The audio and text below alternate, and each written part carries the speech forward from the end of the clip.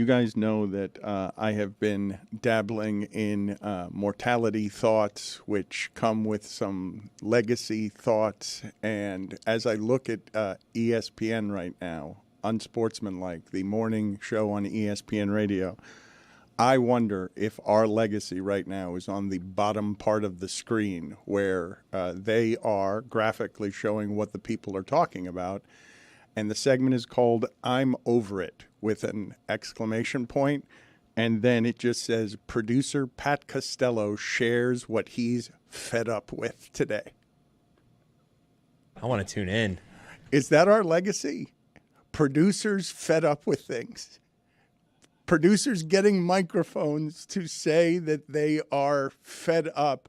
I don't even understand actually the phrase fed up. Is it just that you've had so much food that it is now pouring out of your mouth and you're vomiting because you can't keep it down anymore? Is that why and how people get fed up? Or is it something with the slaughtering of chickens? Like what? How do people slaughtering of chickens? I don't look, Roy, I don't understand what's happening in the world. I was told the other day that at these Minecraft movies, teenagers are coming in with live chickens, and I'm like, what the hell? That's not all they're doing, Dan. How are people allowed in? Put it on the poll at Le Batard Show. Should you be allowed into the movie theater with a live chicken? Also, they carry salmonella, and then if you touch your mouth or your face, you're going to get sick. It's a bad idea. Don't carry chickens into a movie theater. Life principle words, if I've ever heard them. Emotional support chicken. It's my advice. Don't bring a live chicken to a movie theater. I see that you guys are desperately looking up fed up, the origins of fed up. I found it, but there was a couple words that I had to make sure that I was locked in on to come to air and actually say them. So fed up originates from falconry, man, where the bird of prey has been overly fed and no longer is willing to fly and hunt. I'm seeing that it's British slang from around 1900, evolving from the phrase like fed up to the back teeth. So that's not helpful. So I'll keep reading. I'm looking straight at you, and I'm saying, like, you are the one I'm looking at, and I'm like, producers who are overly fed and don't want to work anymore. Huh. I'm looking right in the mirror, for sure. Not fed to my back teeth, though. Yeah, there's still room. I've seen you hit that bacon and those sausages over there. I've seen you fed to the back teeth. We keep the bacon industry going around here. No one eats bacon like this place. I need to talk to you guys about some things on and off camera. About bacon? Well, they want to cut the food budget. What? Yeah, and I'm like... Well, who does? That's an important distinction. Samson. David Sampson. Porque no está aquí y no come. Of course, if everybody has 18,000 jelly beans in a bag, oh no, it's great. Bring your own jelly beans. No, I don't want that, Dave. Sorry. In general, I gotta get a grip on Samson because he's just careening all over the place. And I'm happy to say that I have gotten a grip on Samson because I have brought in my big friend, corporate cleanser John Amici, who is very expensive, to try and get a hold of whatever it is the consequences are of the decisions that David Sampson is getting very close to, so that I can find some happy medium between nobody around here will wear costumes when I tell them to and don't take away their food. Getting that friend discount? What's the deal with that? Yeah, you hired a corporate therapist because we didn't want to wear costumes. Got it. That's exactly right. And you hired David because we eat a lot of bacon. That's exactly right.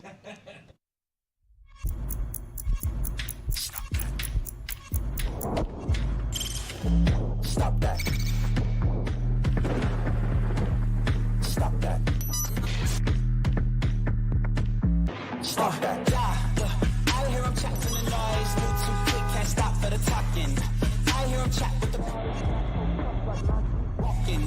Just too sharp with the prize. White girls better tell me I'm awesome. Yeah, hot like fire on the pan. If you wanna touch my please use caution. Cold like 0 degrees. I'm out the cage, gotta let out the beast. Revolutionary, gotta let out the streets. Locked in a cage, I'ma let out the sheets. We came for one man, forget my peace. We take the west side, take on the east. I'ma put him in the cage, never let out the. I hear him chat to the noise. Move too quick, can't stop for the talking. I hear him chat with the boys. Not so tough, but mans keep walking. Yeah, just too sharp with the prize. White girls better tell me I'm awesome. Yeah, hot like fire on the pan. If you wanna touch my please use caution. Stop that. Stop that. Stop that. The other thing about bringing in corporate cleanser John Amici in here in an emergency to get David Sampson away from your bacon is that John Amici getting in and out of this country now is something that feels more dangerous to him than going to Dubai. And so he is really coming in as a hero's gesture here for his friend in order to make sure that the food gets protected because David Sampson is trying to take away the food. I got an idea. How about this? How about instead of what you're going to pay John, you pay it to me. I'll go around. I'll do it. I'll make sure everything goes. No, not cheaper. Same rate. I'm doing the same thing, baby. Will you actually wear one of the costumes? I'll wear whatever you want, well, Dan. well, no, but see, this the reason John Amici is here because I am the founder of this company, allegedly powerful, and I can't get any of you to, for our customers, pay grid of death punishments that make the show better. And symbolically, that is something I need help with. And I'm just picturing him. What am I here for? For costumes? What's happening with this? That's very good, man. That's pretty good. No, that was not a good. It was good. Well, It's a good it was break. Austin Powers. Bloody hell. Who Who throws the shoe? It was very subdued Austin Powers. Yes. Well, I will say in Chris Cody's defense, because he is willing to make himself vulnerable in some of the places that cause critique. Impersonations, if you're not confident in them, will immediately result in all of us seizing on what Jess did while not doing a better British impersonation. Oh, please. I do plenty of impersonations. Also, Jeremy wore a ton of costumes last year. He didn't get a raise. So what's the incentive for wearing costumes around here, Dano? To make the show better, Jessica O. All right, Tony. Jesso. Detective Tony. First off, if we're pointing fingers, I wore my costumes when I lost. I did my thing. I was Jerry Seinfeld. I was a Matrix. I did 1,000 different costumes. You did not do 1,000 different costumes. My guess is that you have some owed. And again, my frustration, I know everyone at this company is laughing about this at me. But again, the reason we do what I have always believed is a bad bucket of death segment is so that we get the payoff of the punishments. When you deny the audience the punishments of the payoff, we're now doing a bad segment that makes the show worse, and we're not paying our penalties in the way that the show is made worse. And so, symbolically, John Amici has rushed through danger in order to come here, save your bacon, literally save your bacon, and see if we can get anyone in here to just, take care of the customer. Because the customer kind of keeps us in business. You gotta look like me. I'm not going to criticize that impersonation.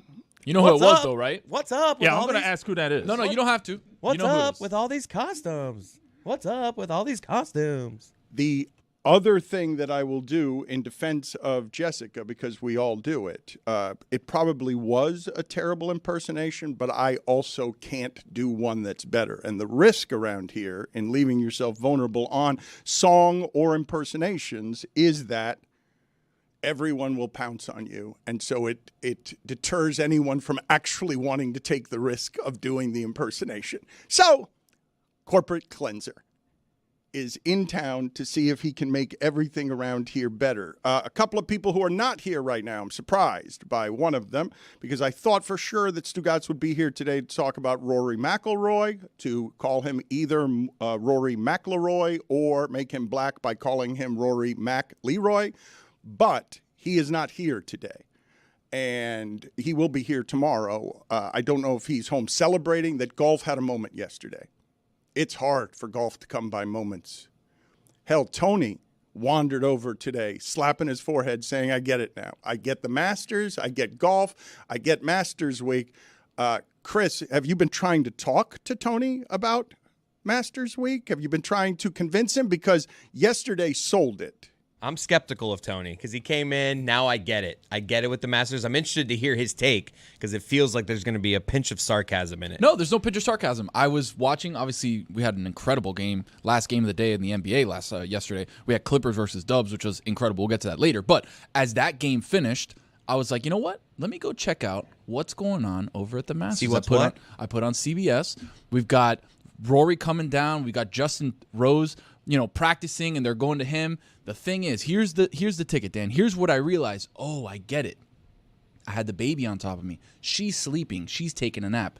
I kind of wake up from a little bit of a nap Sunday myself. Masters is great for that, by the way. All of a Sunday, sudden. the early holes Sunday Masters, put it on the poll at Le Batard Show. Early holes Sunday Masters, good for a nap. All of a sudden, my daughter's asleep. I kind of wake up from a little bit of a slumber after the post overtime game. And I'm like, oh, I get it. This is nice, relaxing. Look at Justin Rose practicing. He's hoping he's got one more shot. Oh, no. Rory's got one putt to sink. If he makes it, he's got the green jacket. He's got the career Grand Slam. It's over. He missed it. Oh, my God, we got a one-hole playoff. I was locked in, Dan. I get it now. Next Masters, I'm going to be in. I can't believe the roller coaster that was that round. Rory tried so hard to Rory.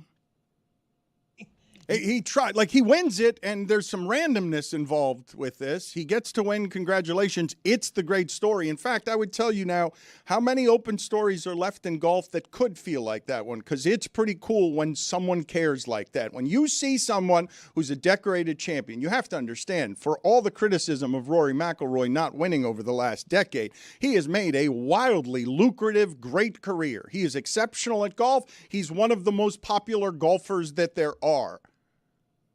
But he had a hole on his resume that he was carrying around in a way that hurt him, that didn't feel complete. And so I want to talk about that with you guys, and I also want to talk about that Clippers-Warriors game, because that was a lot of fun, and no one wants to play the Clippers. That team is dangerous, and that team has the legitimate chance, if they stay healthy. I said this last year of the Clippers, they're better this year.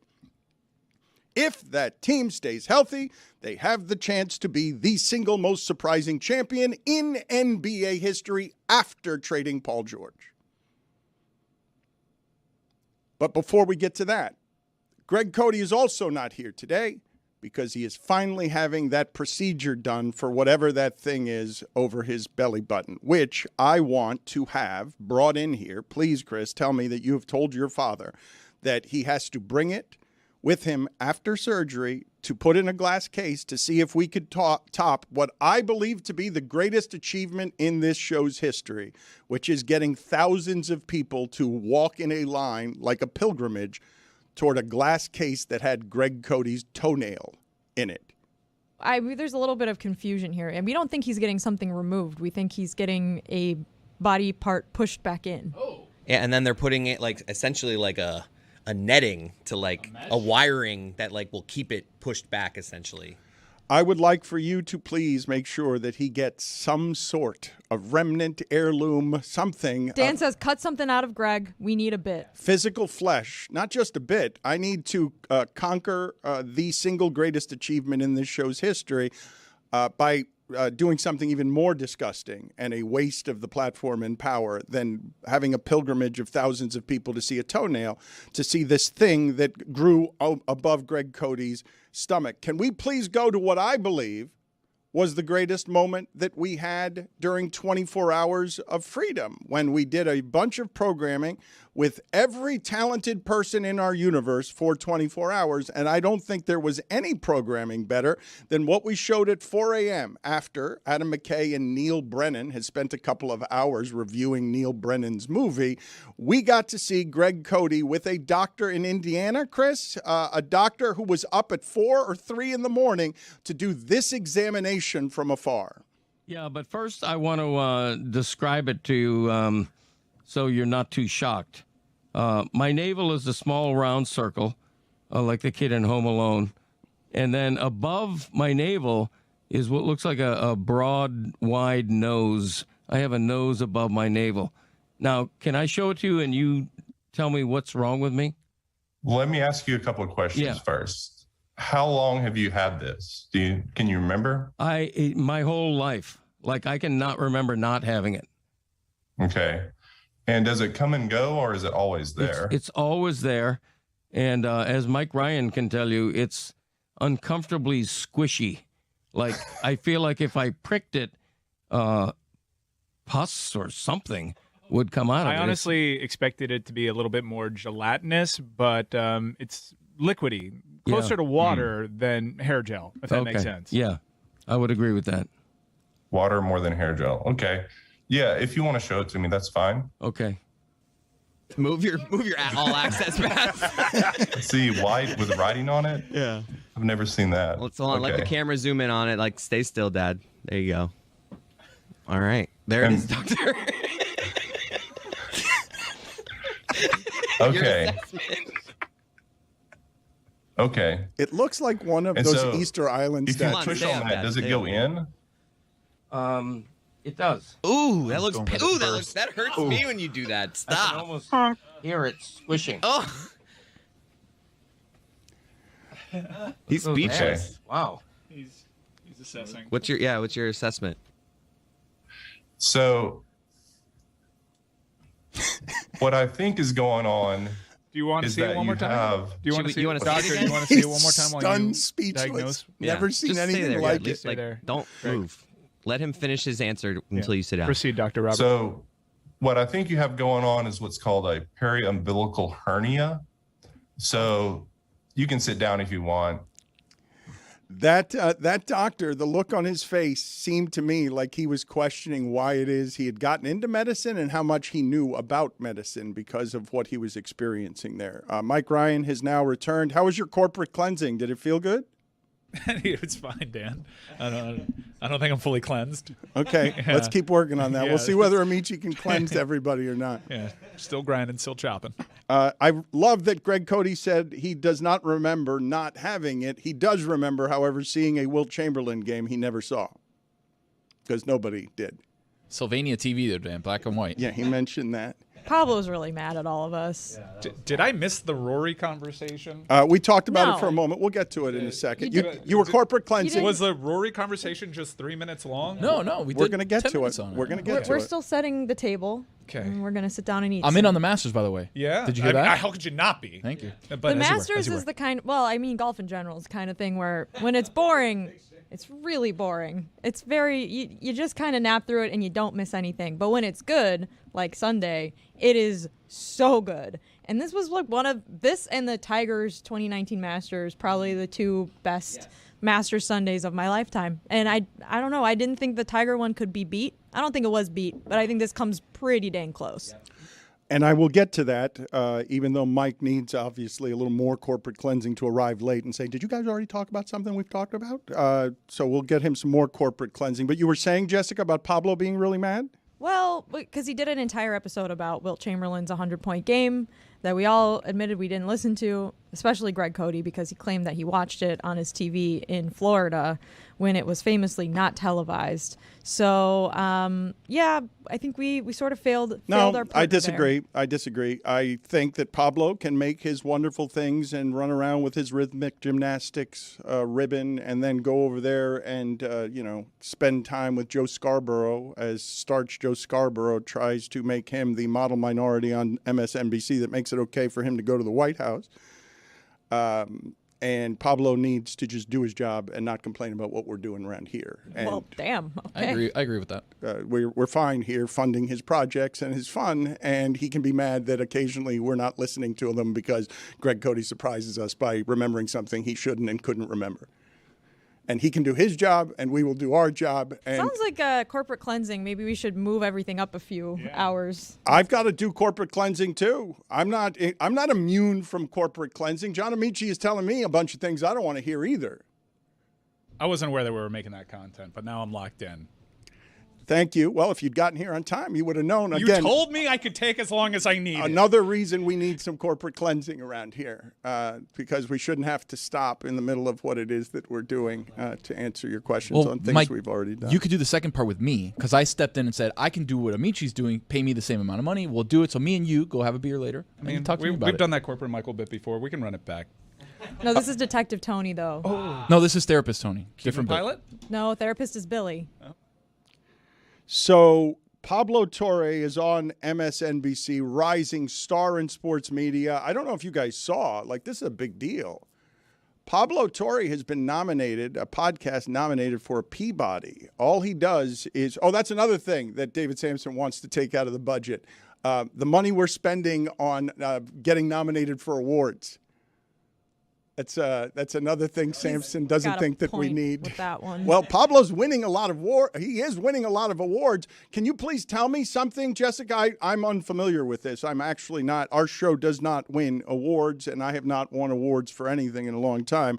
The Peabody Award, why is it so important? Like, what is the history of the Peabody that would make it better than all of the other awards if you're going to be flattered by award giving? I think it's just like a very long-standing and considered a prestigious award. I don't exactly know the way to be nominated for it, but I do know that with a lot of awards, you have to submit an application on behalf of your own show, and there usually is some sort of like administrative fee for that. I don't know about the Peabody specifically, It is though. considered the gold standard for excellence in media. It's like media's SUI Awards.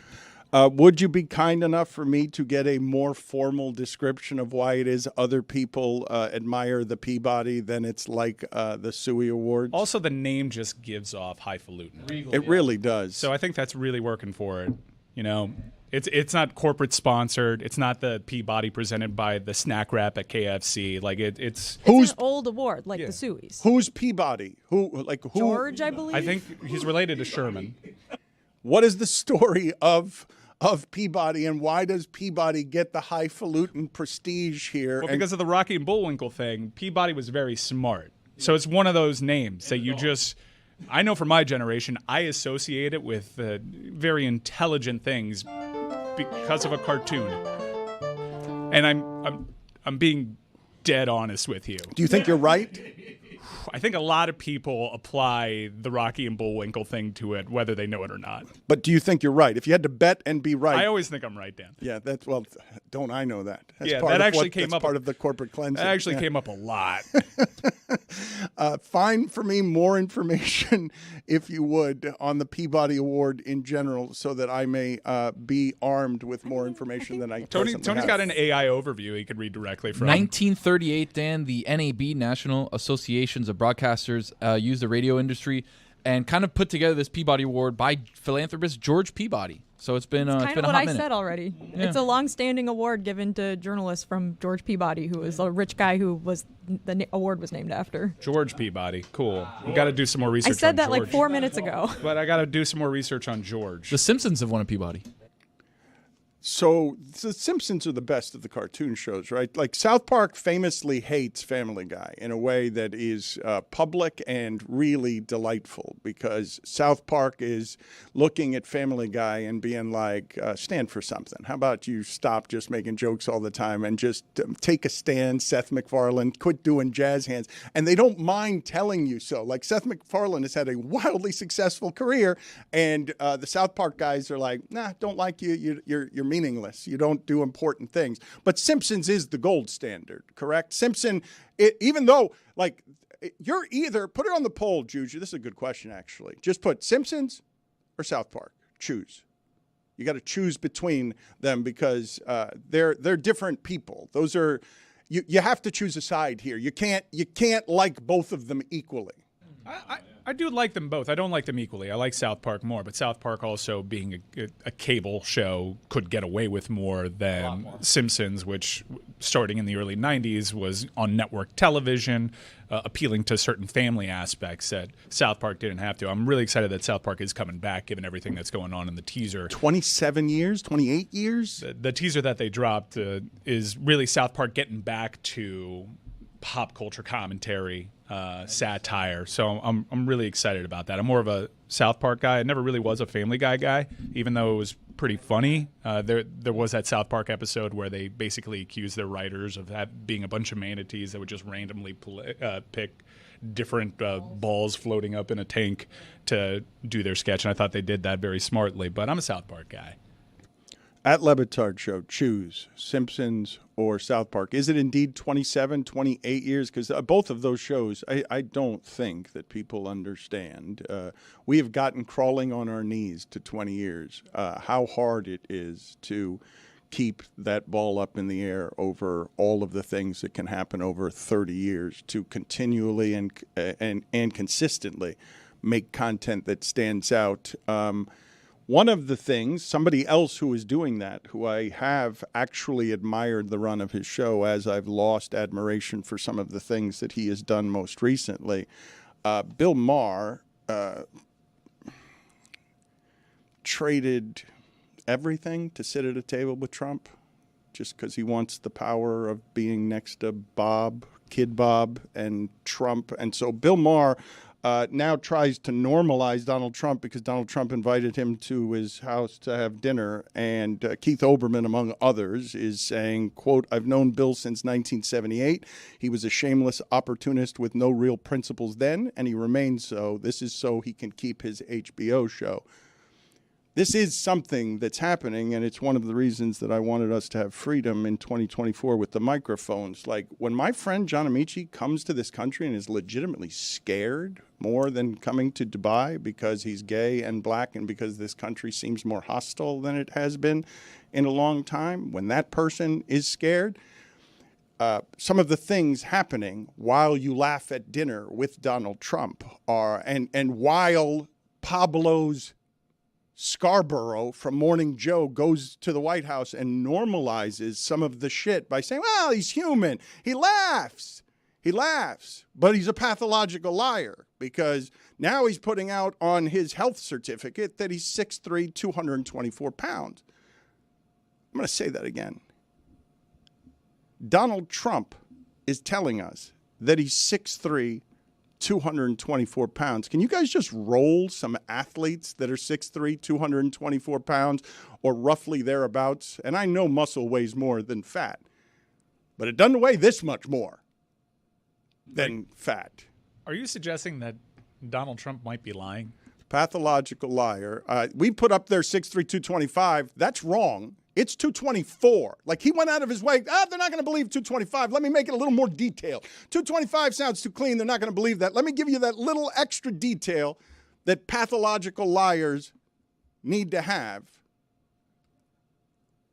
6'3", 224 pounds.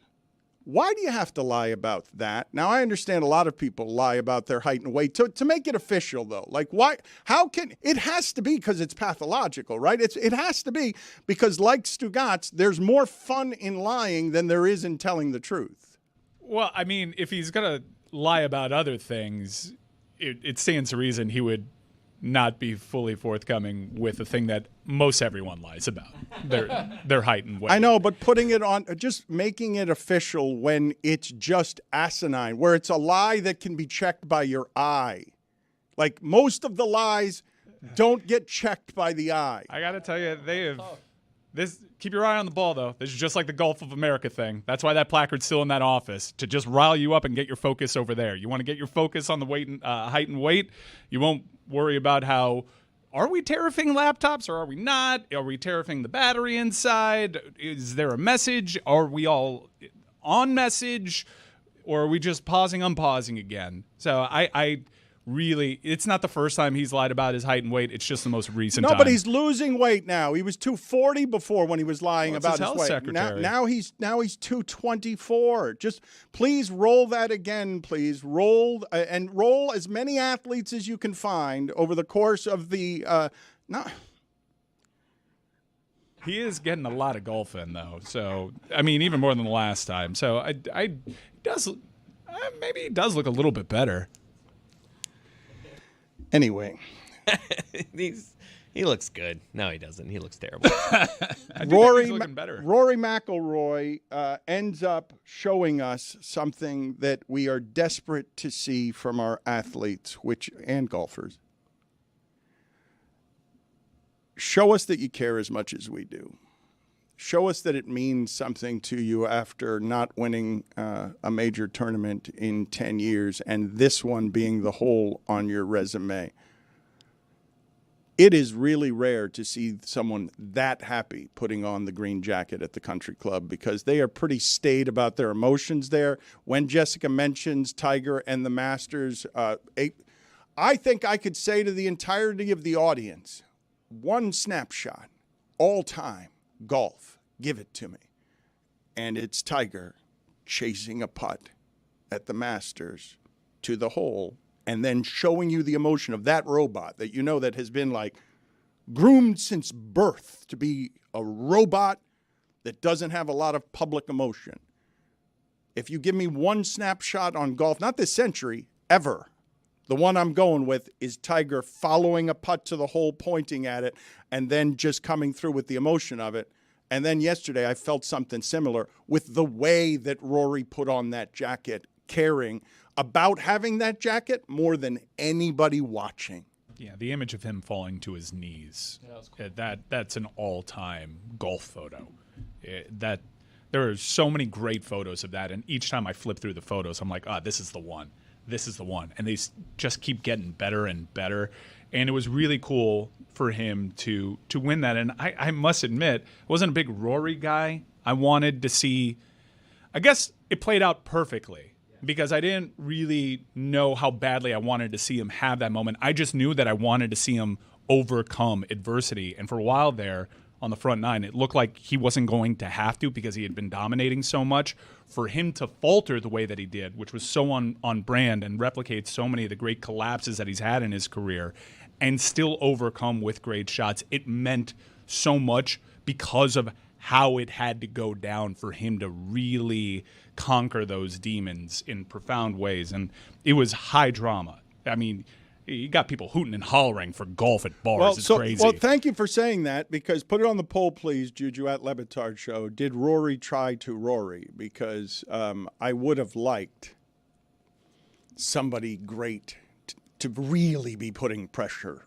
on him to see how that would have gone. Like one of the greats. I would have liked for him to not be able to falter because somebody was coming after him like that. But when you mention sounds from bars at regarding golf, this is something that I do all the time and have been doing it since my wife and I met, because she does not care about sports and we live over a sports bar. So there are a variety of noises that come from the sports bar, and depending on both the schedule and the sound, she'll say, "And what's that?"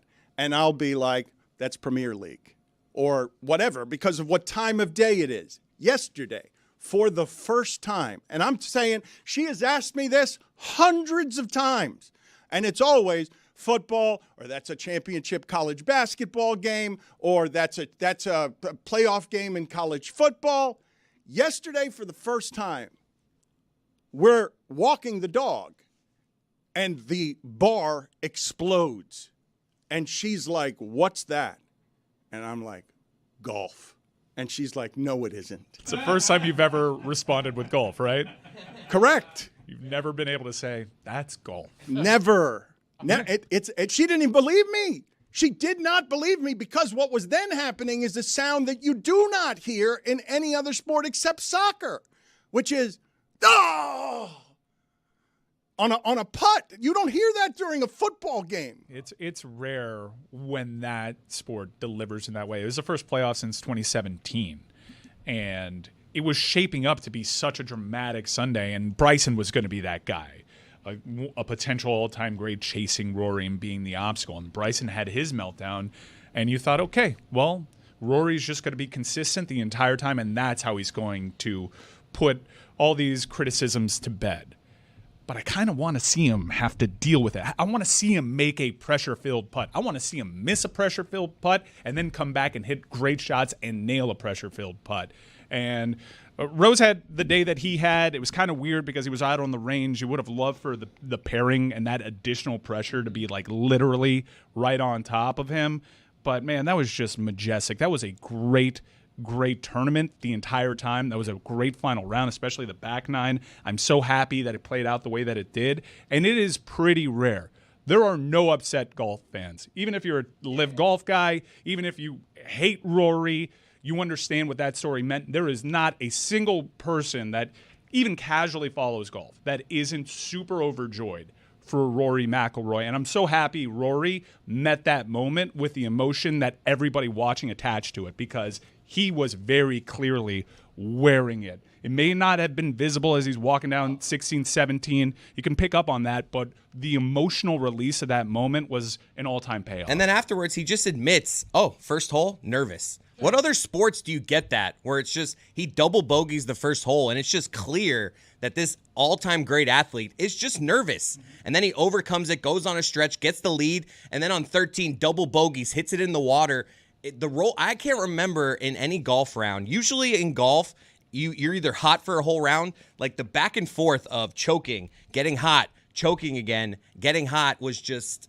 And I admit, I went into this, I was rooting against Rory. Wow. Just because I've always kind of been indifferent on Rory, and I think that the storyline of him needing a Masters was really all golf has at the moment. So I was like almost nervous for golf, almost rooting for the storyline to continue. But you see the emotion, and I flipped. I was like happy for him, like Mike said. Nobody's watching that. Even if you're rooting against Rory, you get how long he's been 11 chances to get the fourth major. And every other golfer that has all the majors has done it in 3 chances or less. 11 tries it took him. Just brutal. You were rooting against Rory? I was. But not in a way, not like anti. I don't dislike Rory. I just wanted to see. Who did you want to win on Sunday? Bryson? I had money on Oberg. Oh, yeah. That's tough. I had pretty much everybody but Rory. I was betting for Rory to collapse, and well, that's different than, I guess, if you're betting, it's not different than rooting against him. But this may come as a shock. I also like Bryson DeChambeau, despite him doing a lot of things that it doesn't really come as a shock. What? I don't think that comes as a shock. Really? No. Bryson has kind of done work to corporate cleanser. His image has flipped a little bit. Like, I know that he still has the live stuff. But Bryson with his YouTube channel, I feel like, the high fives. It was funny, Bryson, because he is riding the, hey, I'll talk to fans. Because Rory famously doesn't even look at fans. So Bryson was very excited with the high-fiving fans until he went 6 over the first 4 holes. Bad. And you could see him just being like, oh, I still got to do this high-five thing, even though I'm choking. It was interesting, though, that Rory ended up playing against Rose, who was ahead of him, because when that happened, it felt like it. Like you said, Chris, it would have been easier if Bryson was having this bad round. Rory started off sluggish, but then started playing better, and he just sort of coasted home. But Justin Rose had the round of his life on Sunday. It took it to the playoff, and I thought that made it even more interesting. And so then Rory goes into the playoff against someone who's won a major but, has lost in a playoff before, who he's friends with, who he knows really well. And so it just made it a really interesting dynamic at the end that it was those two playing for the Masters win against one another instead of Bryson, who had sort of lost it early in the first half of the day. I would have thought that if it was Bryson versus Rory, I think Rory's head is in a different place. I think the fact that it was Justin Rose, he's friends with Justin Rose, I actually think that helped Rory. I feel like if it was somebody like Bryson, then we might have seen Rory get in his head again. It's the only way it could have maybe been a little bit better. It could have been better if Scheffler was chasing him, or if one of these giants was chasing him. Scheffler had a good final round, but the only way that it could have been better for me is if the person that was applying the pressure was paired with him. And they're going shot for shot. That was what the whole appeal was. That's what it was looking like. Oh, man, Bryson and Rory have been going shot for shot this entire tournament. Hopefully they deliver on Sunday. Bryson didn't hold up his end of the deal because that's an additional pressure. Now you're going to have to make this putt with Bryson DeChambeau over your shoulder. It's a different kind of pressure, and it's the only way that you could have framed it a little bit cooler. I believe there are other ways to have framed it cooler by just making it something that didn't allow him to Rory, because he was still Rorying and not paying for it because he was compensating, but there could have been someone out there making him pay for that. Somebody who's better at golf than he is, even though he's exceptional at golf. Yeah, he fell back to the tide. There were guys that had great rounds, Scheffler among them, but it was just they had to make up too much ground there. So, I hear you. I don't disagree. I'd much rather Scotty Scheffler be standing over his shoulder, but the distance between them heading into the final round was such that it was Bryson. That was supposed to be the guy that held up his end of the deal, and he didn't. I also think that him having some pretty bad shots actually made for a better final round, because then he had to make some of the the best shots of his life to win it. And he put the pressure on himself by choking a couple times, but then it turned around and it was like Chris said, it was like one hole you were like, Jesus Christ, man, you were blowing it. Yeah. And then the next hole is like, holy shit, that was incredible. I don't know how he put it through the trees and got it that close to the pin. Let's play some sound so that you can hear in his own words what the emotion was for Rory McIlroy. But, there's talking about it and actually doing it. And, today was difficult. I was unbelievably nervous this morning.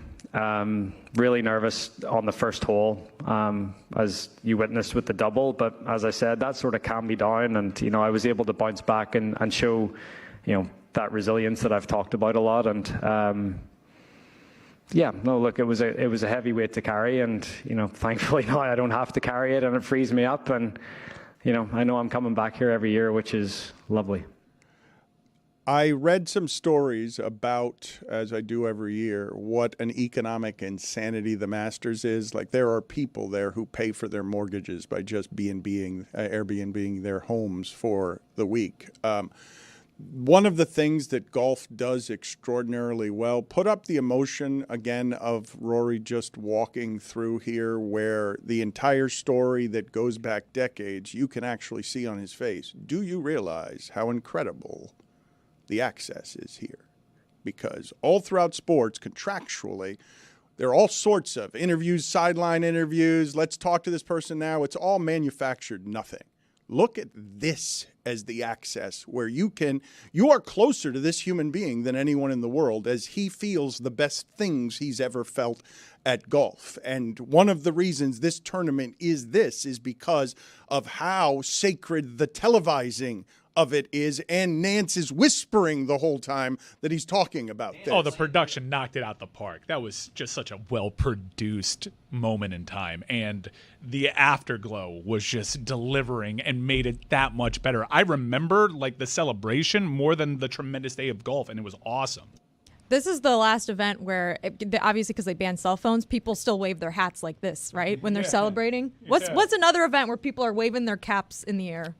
Horse racing, they still do it, right? I've never seen it. Yeah, I think at the Kentucky Derby, it's still part of the... People wave their caps? Yeah, it's still part of it. Oh, man. Can we shout out the camera guy walking backwards with Rory through this? Because I'm telling you, there's a lot of hills. This is not an easy walk to walk backwards. He did it for Shout out to his grip, who probably has a hand on the back, coiling, saying, go this way, go that way. Do me a favor, please, video, and I will wait and filibuster for you to do this, because the best camera work that I saw this weekend before this is when somebody on Twitter sent out what they called the best camera work they've ever seen of a diver being attacked by an octopus. Please find that video so that we can play it here. But in the interim, can you find me an artificial intelligence, Stugotz? This is part of what I'm working with John Amici on, seeing what we can do to improve our corporate culture around here.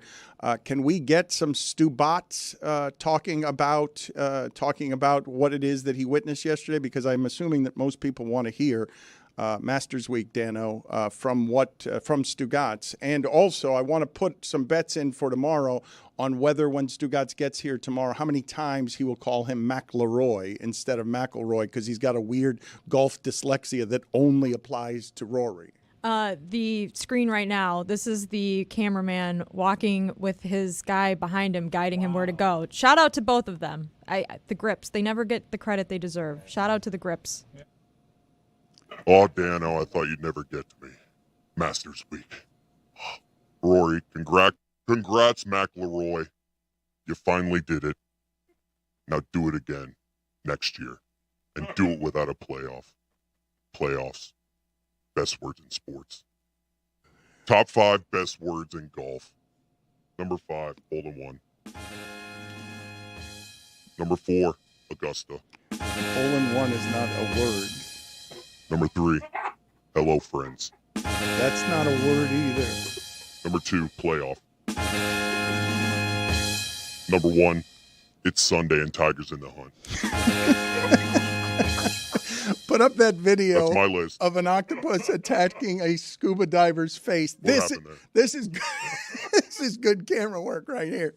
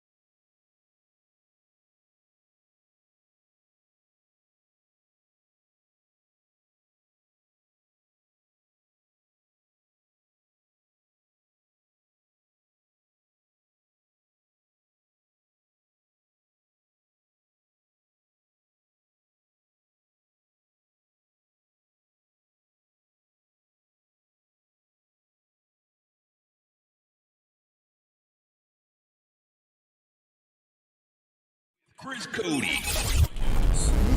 Good song, man. You like this, Dano? Not really. Really? Mike, you love it, right?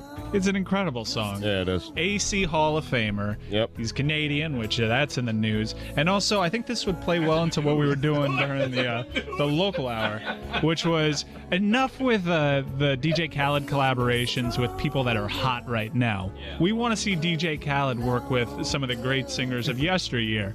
Can you imagine how great it would be if DJ Khaled started bringing out special guests onto the stage, and one of them was Bryan Adams?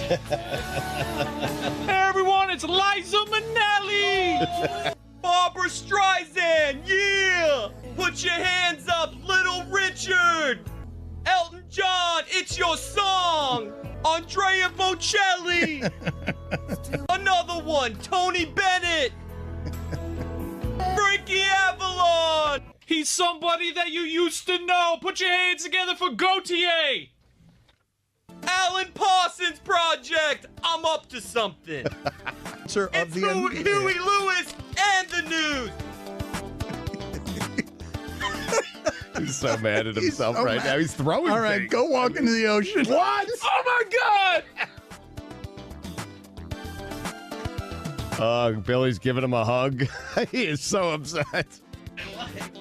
Oh, it's going to stick with you for a while. It's Hootie and the Blowfish! You back. You're back, man. Are you ready, Chris Cody? I see him mouthing words. Just get to it. I don't think it's funny if you're sitting there trying to do research and reading. Just let's put Let it fly, man. Let's and tell people. Wait, Look, are we all playing different roles? I'm playing Banquo, and there's no Banquo on my sheet. Oh, okay. I I was can't do going to give you the role of Duncan. Oh, no, I don't want Duncan. I'll be You don't want Duncan. Okay. okay, so we're gonna do this. All right. I love this Who's right Malcolm? now. I'll be Malcolm. Okay. All right, everyone's ready. We're doing this on the fly. Cody is Surgeon. Yeah, Surgeon. Yeah.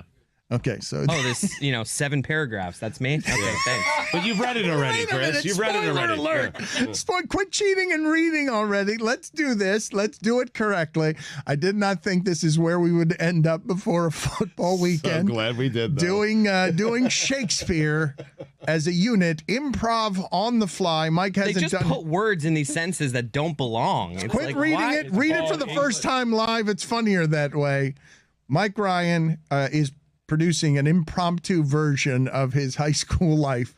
And here's some Shakespeare, as done by the Dan Le Batard Show with Stugotz. We've stolen the exclamation point officially from Get Up. It's put after the word show. So this is Act 1, Scene 2 of Macbeth. The stage instructions are: a camp near Fours. Alarm within. Enter Duncan, Malcolm, Donalbain, Lennox with attendants, meeting a bleeding sergeant. I don't even know what that means. Jessica, you will play the role. All right, so wait, can we set the scene? Thank you, Mike. Can we set the scene, Mike, from high school?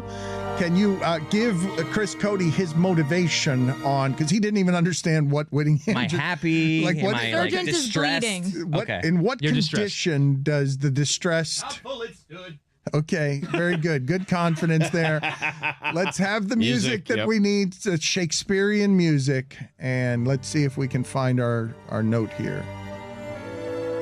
What bloody man is that? He can report, as seemeth by his plight of the revolt, the new estate. This is the sergeant, who like a good and hearty soldier fought gainst my captivity. Hail, brave friend! Say to the king the knowledge of the broil, as thou didst leave it.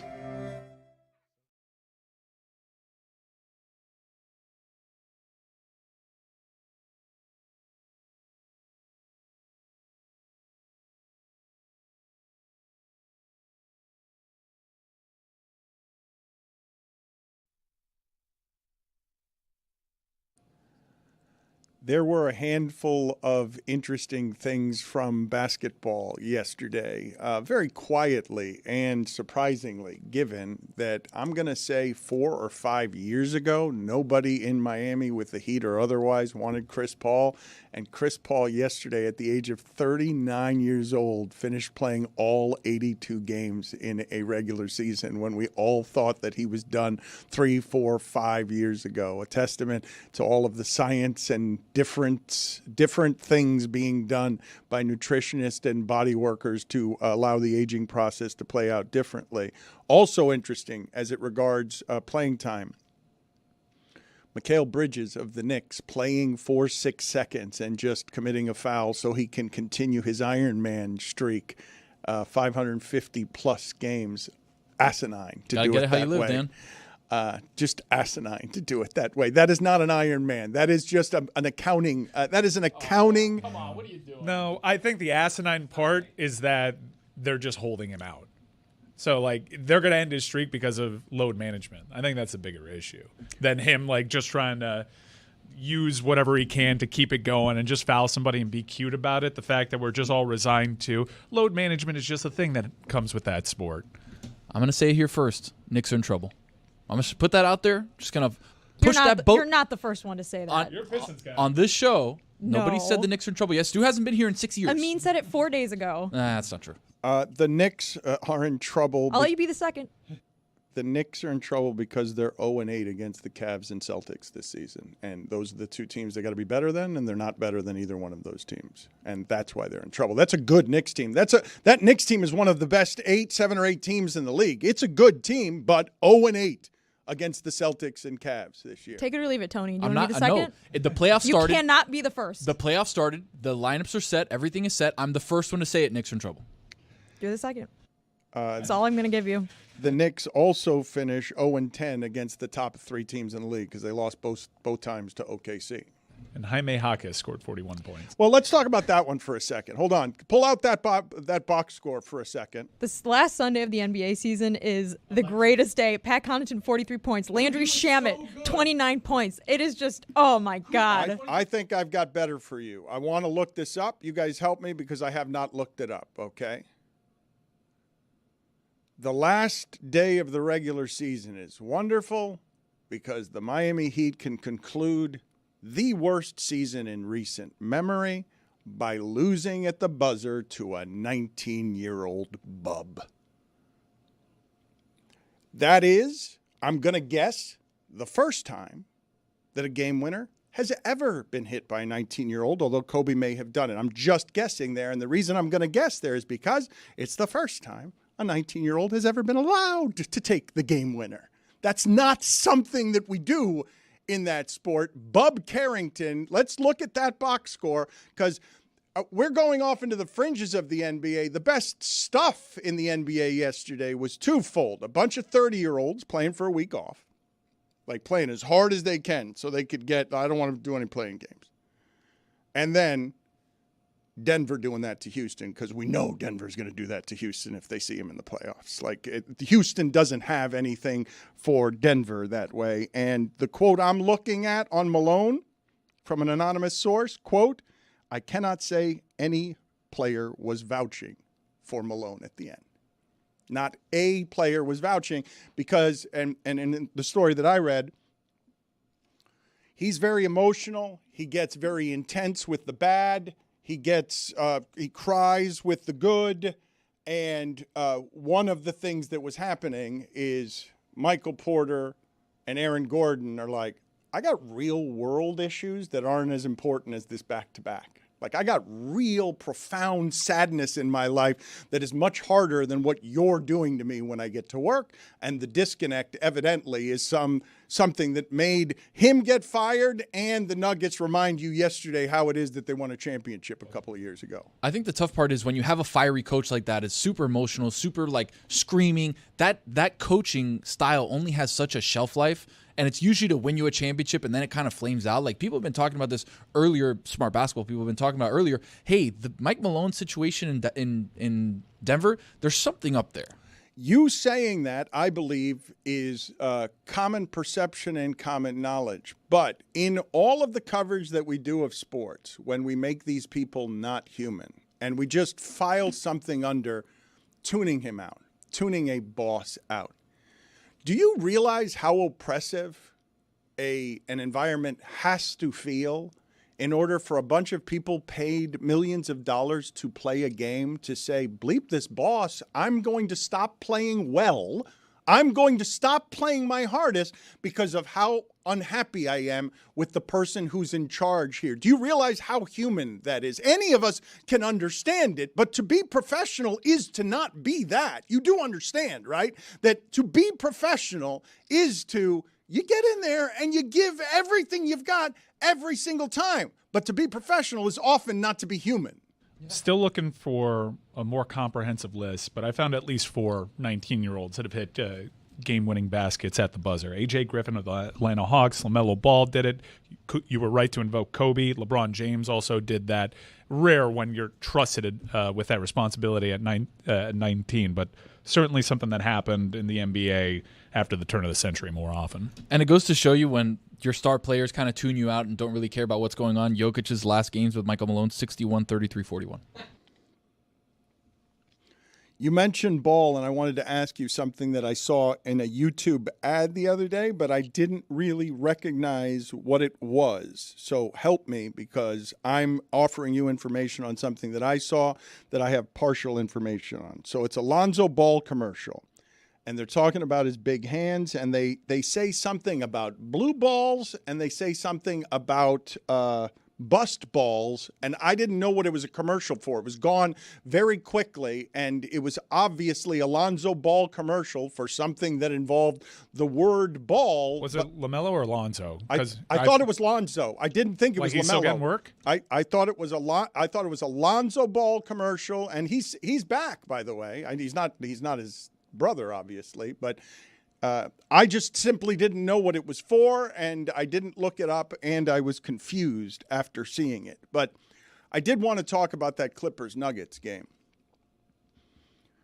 And I'm putting in front of all of you the idea that as the Mavs last year were a surprising team to have in the finals, them beating OKC and Luka getting there established Luka as a better player than a lot of people knew he was, even though everybody knows that he's plenty good because of how far he advanced in the playoffs and how surprising it was that he advanced in the playoffs. I saw all of you wince a little bit when I said that the Clippers would be the most surprising champion in NBA history after trading Paul George, if they are able to stay healthy enough to do damage in the postseason. But as the Warriors are now in the play-in, okay, and Draymond Green is saying, don't worry about them, that that we're not senior citizens, he says. We're high-level basketball players. Will be fine. No disrespect to senior citizens, which I love that he threw in at the end. Draymond learning. No disrespect to senior citizens, all of whom are on Inside the NBA, critiquing the games. The Warriors now have a much harder path because they've got to go through Memphis, they've got to go through the play-in, and then they're going to play top seeds.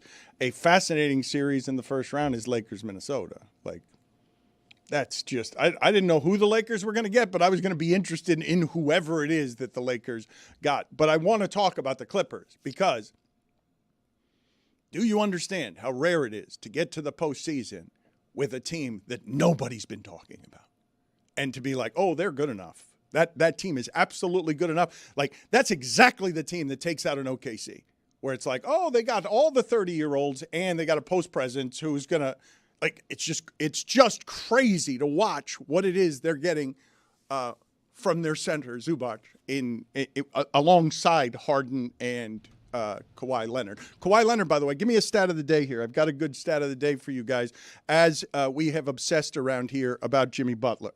Start of the day, start of the day. It is your start of the day. Start of the day, start of the day. It is your start of the day. Start of the day, start of the day. It is your start of the day. Start of the day, start of the day. It is your start of the day.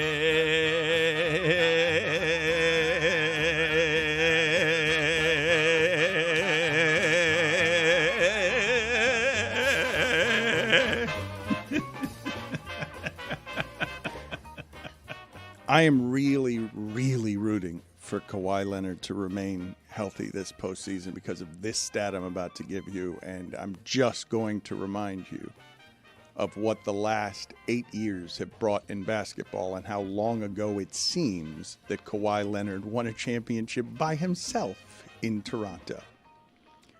Jimmy Butler has not beaten Kawhi Leonard, and this is a bit of a trick here, because obviously load management makes it so that Kawhi Leonard misses a lot of games. But Jimmy Butler has not beaten Kawhi Leonard in a regular season game since 2016. Because Kawhi Leonard is better at the Jimmy Butler things than Jimmy Butler is and has been for 8 years. He's just never healthy. So Jimmy Butler gave you 48 minutes yesterday. They went maximum playoff Jimmy to try and get that week off. And he's hurt now because he got hit in the thigh. They put everything into, we're going to beat the Clippers at home and avoid this hard road because we need to get a week off. We're going to go Jimmy Butler all 48 minutes. Jimmy Butler, please play like Jimmy Butler does in the playoffs. And he did, and they lost at home anyway. The issue is, too, like, Jimmy now being hurt with a contusion in the thigh after colliding with Kawhi midair. You got Steph, whose thumb is hurt, right? Had a lot of turnovers. Again, had 18 points in the fourth quarter. Looked incredible.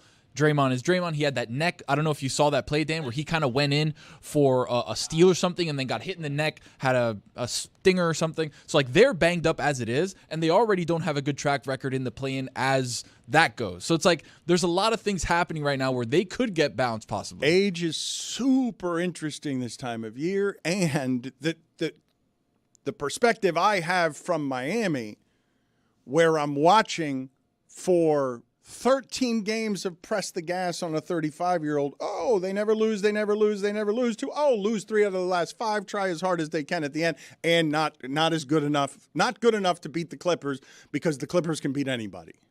By the way, to close the loop, it's a LaMelo Ball commercial, Puma, the one about puns on balls. For sneakers, not balls. Well, it's a sneaker commercial. On about the balls. Yeah, but they make a bunch of puns on balls, and that is a fine. So the Miami Heat, it was pointed out to me by a hater friend of mine, we're 1 season away, the Miami Heat flirting with the play-in again. For that stretch, the Miami Heat playing the Chicago Bulls in the play-in tournament and not fully punching their ticket to the playoffs without having to play more games for the same amount of time that they had the big 3 in town. Oh, damn. 4 years, like, they went 1 seed, play-in. One more season of this, and it's as long as LeBron James and Chris Bosh and Dwayne Wade were all teamed together down here chasing championships. Mike, I feel like I'm going to lock you in here for a second, okay? Now go back to a couple of seasons ago when we said, hey, there's a percentage chance that all of a sudden there could be somebody very interesting in town if you tank the play-in game. The Heat need to tank the play-in game. There's a 2% chance for Cooper Flag. 2% chance. Oh, I thought we were talking about Wemby again because I was going to say Mike doesn't like Wemby. So Yeah, well, they should have tanked for him. Thank you. Yeah, no, they should tank again because this is a nowhere team going nowhere. 2% chance. I would prefer them lose. So that's where I'm at because it's not even like before where you had proof of concept at least that they can go on a crazy run from the play-in to the NBA Finals. Like, I think we all know this team is toast, so I'd rather them just lose and bow out gracefully. But people are pretty tired of you speaking for the Heat fan base when you haven't watched most of their games this year and you don't actually care about what happens with the team because of all the things you've been saying for 4 years, Understood. which is they're not good enough. But people... Understood. I'm also tired of their bullshit. The people and the team. What are we doing here? Masters Monday. This is ridiculous. By the way, if you won the Masters and Tiger wasn't in the field, you didn't win the Masters. Put it on the poll at Le Batard Show. If you won the Masters and Tiger wasn't in the field, did you win the Masters? In my personal record, Stugotz. I like this character. I want you to keep working on this character. Stugotz as golf analyst. I don't know how much more. I'm going to reach out to Scott Van Pelt, see if he wants to come on with us. Tony Reali is going to be on with us in a second because I do want to talk more about the celebration of sport, which is not something that we get to do all that often, it feels like, around the athlete giving you the emotional vulnerability of, I was hugely nervous, I conquered doubt, while watching this, that this feels good to me for reasons that can be identified by what is the customer-athlete relationship, the following of an athlete around. The story that's walking down at the end with that camera in his face, and you're reading the story. He's not saying anything.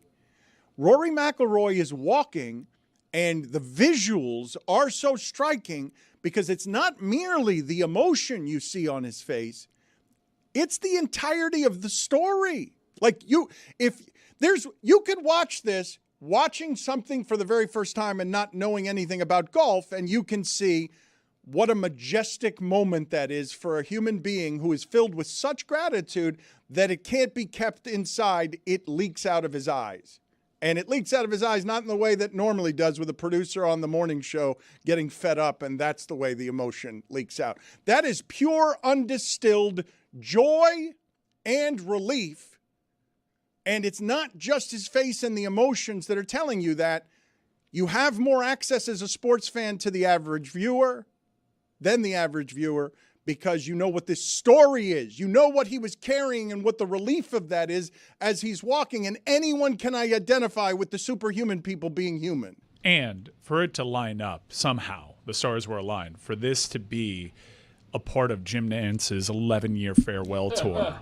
You know that after they delivered that broadcast, oh yeah, Jim Nance addressed he looked the same team. way. No, he looked the same way. Oh yeah, he walked into off. the post broadcast cocktail hour reception for producers, directors, technicians alike. Walked in the very same way and told that group of people, "We just reported the news." You know, he pointed to somebody and said, "Get me an Arnold Palmer, and let's put some lighter fluid in there." Like and just whispered his every conversation of how great it was. This, how great am I?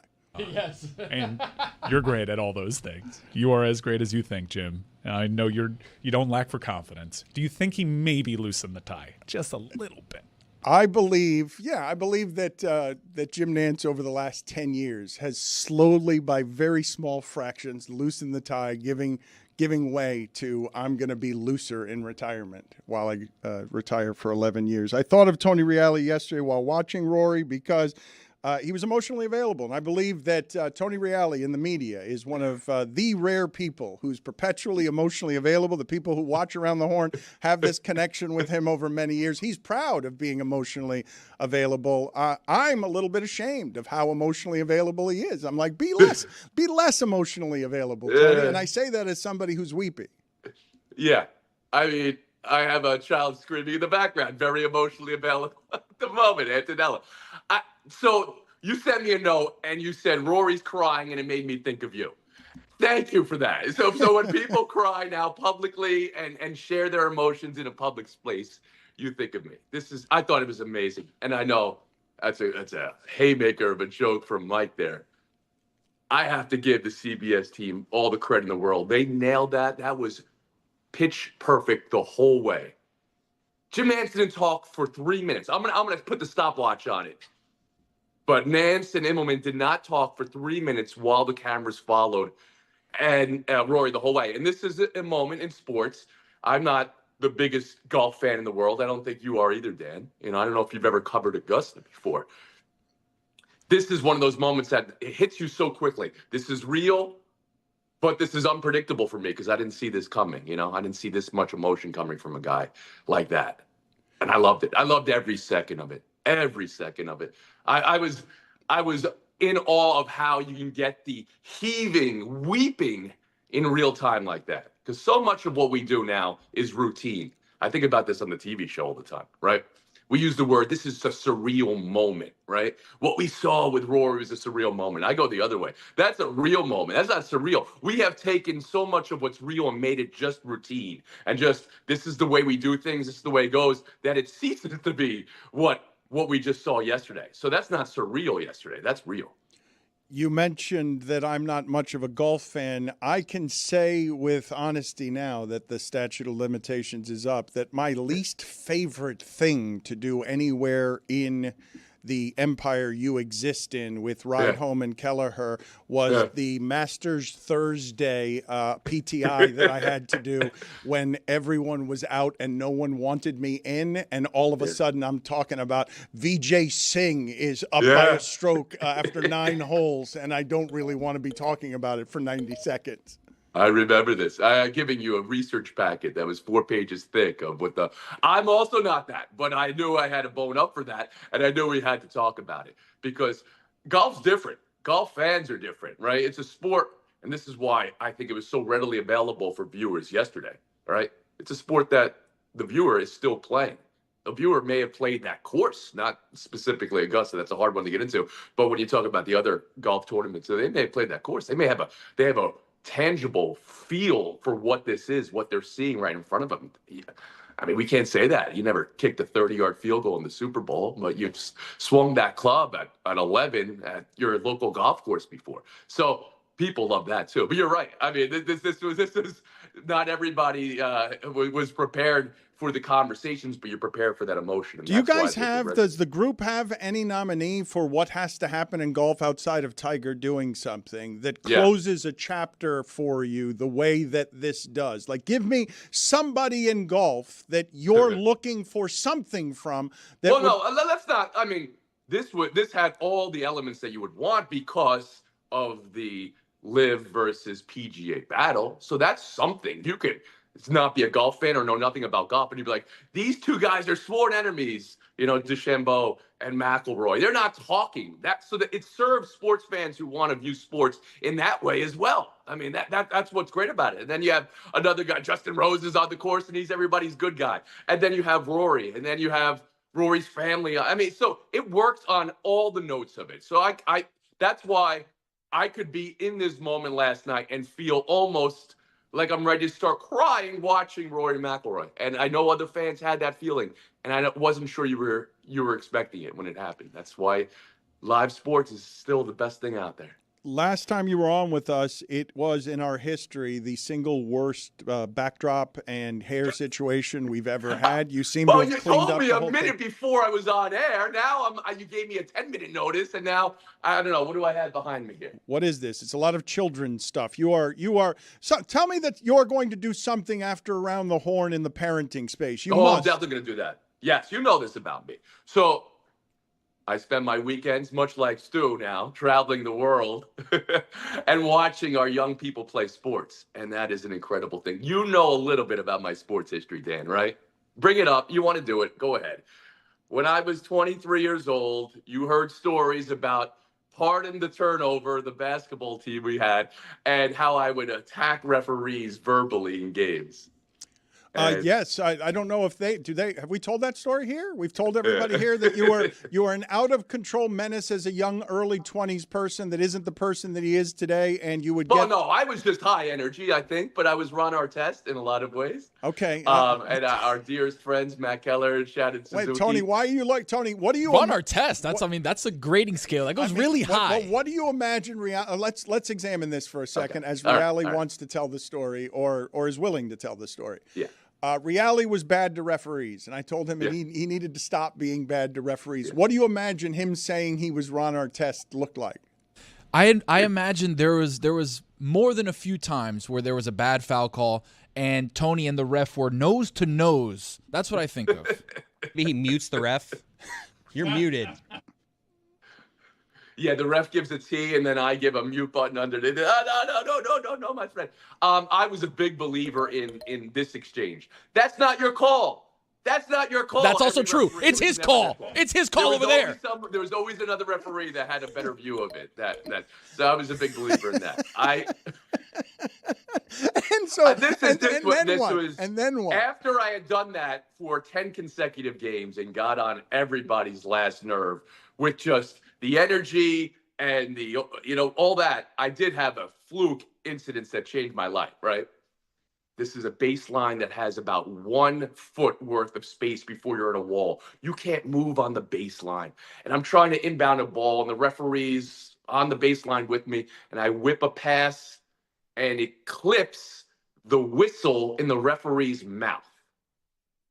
Now, this starts gushing blood like it was Old Faithful. It's ridiculous. And this young referee had to go to the hospital from a pass that I threw. And this was it. That changed everything for me. Went to the hospital with them. It was, maybe nothing. It was a chipped tooth. It really wasn't anything. You held his hand with guilt, remorse, compassion. Absolutely. So I had that come to God moment right there. Like, I was having fun. I was playing. I was enjoying the give and take with referees. They were not enjoying it as much. And then a fluke accident happens. And now You get this moment where it's just like, did you do that on purpose? Of course not. But here I am, and that changed everything for me. This is a long way to tell you now that I'm a parent at games. I'm the exact opposite of that. It's all enjoyment for me. I love it. There's nothing in the world like it. I love talking to the other parents and seeing how they're navigating it. And now it strikes me that this is a conversation that I want to have going forward. I want to form for the parents of their young athletes as we all watch our kids play and the emotions that come with it, because you can ask any parent and it's more stressful for them. I love these shots at the Olympics where they are now tracking the beats per minute of the parents watching their child compete in their event. That's an amazing thing. I'm going to do a show on this. I'm going to have a space for this. And I do think I have a core belief here. I was telling my daughter this yesterday when we came back from a game. Parents at games, you're going to be stressed. You're going to want your kids to succeed. You're going to be nervous. You're going to be all these things. The real thread here that I want to underline for parents is it's not that game. That's the thing. You're going to forget that game. You're going to forget who won or lost. Your child is definitely going to forget that game and who won or lost. It's that 90-minute car ride to and from wherever you're going for that game. That's when parenting happens. That's when the connection with your child happens. So I want to have those conversations with parents, because that ride to the game, that ride from the game, that's what you remember. Those moments. Yeah, give me some points for that. It's schmaltz. It's syrup. It's schmaltz. It's exactly what will get you points on Around the Horn. Just do something syrupy and schmaltzy that America can just eat up. It's just all sugar. And by the way, Tony, I get it. Watching the kids play, it's more of a cathartic experience. It reminds you of when your dad, your parents would watch you play and all that good stuff. But deep down inside, when you know that ref shouldn't have made that call, it was the other ref's call, and then he made that call. That's not their call. How about when it is your call and the other guy calls it? It's your call. How are you not calling it? That's that guy calling it from back there from half court. I record these games for on my phone, and I send them to the other parents who aren't there. That's my focus. I want to make sure those parents feel the love of the game of their child playing. So that's where my focus is. But my daughter has a nickname on the team. She's the Honey Badger. Just stop. Ooh. The Honey. No, it's not the Honey Badger. I'm telling him to stop. It's that every time you say that something that is These are great points. that is sweet, he gives you points for it, and it feels like pandering. Oh my gosh, he's filming the games for his 380,000 photos on my phone right now. I think I'll send the videos to the parents that can't make it. No fewer than 90,000 favorites, because you really got to pare that down. And then I have no fewer than 70,000 videos on my phone, and I send them to the parents that aren't there, or we like you said. Long story short, I think there needs to be a more open forum or a TV show where parents learn how to parent and talk about. I'm not teaching them how to parent, but we talk about how to live life with our young athletes and to the best of all of our abilities, because there will be those dark angels on your head when you want to yell at a referee that it's not their call. Give me a number of titles or ideas that you have in a Google Doc somewhere, because you finally. I'm doing this now. I'm thinking about.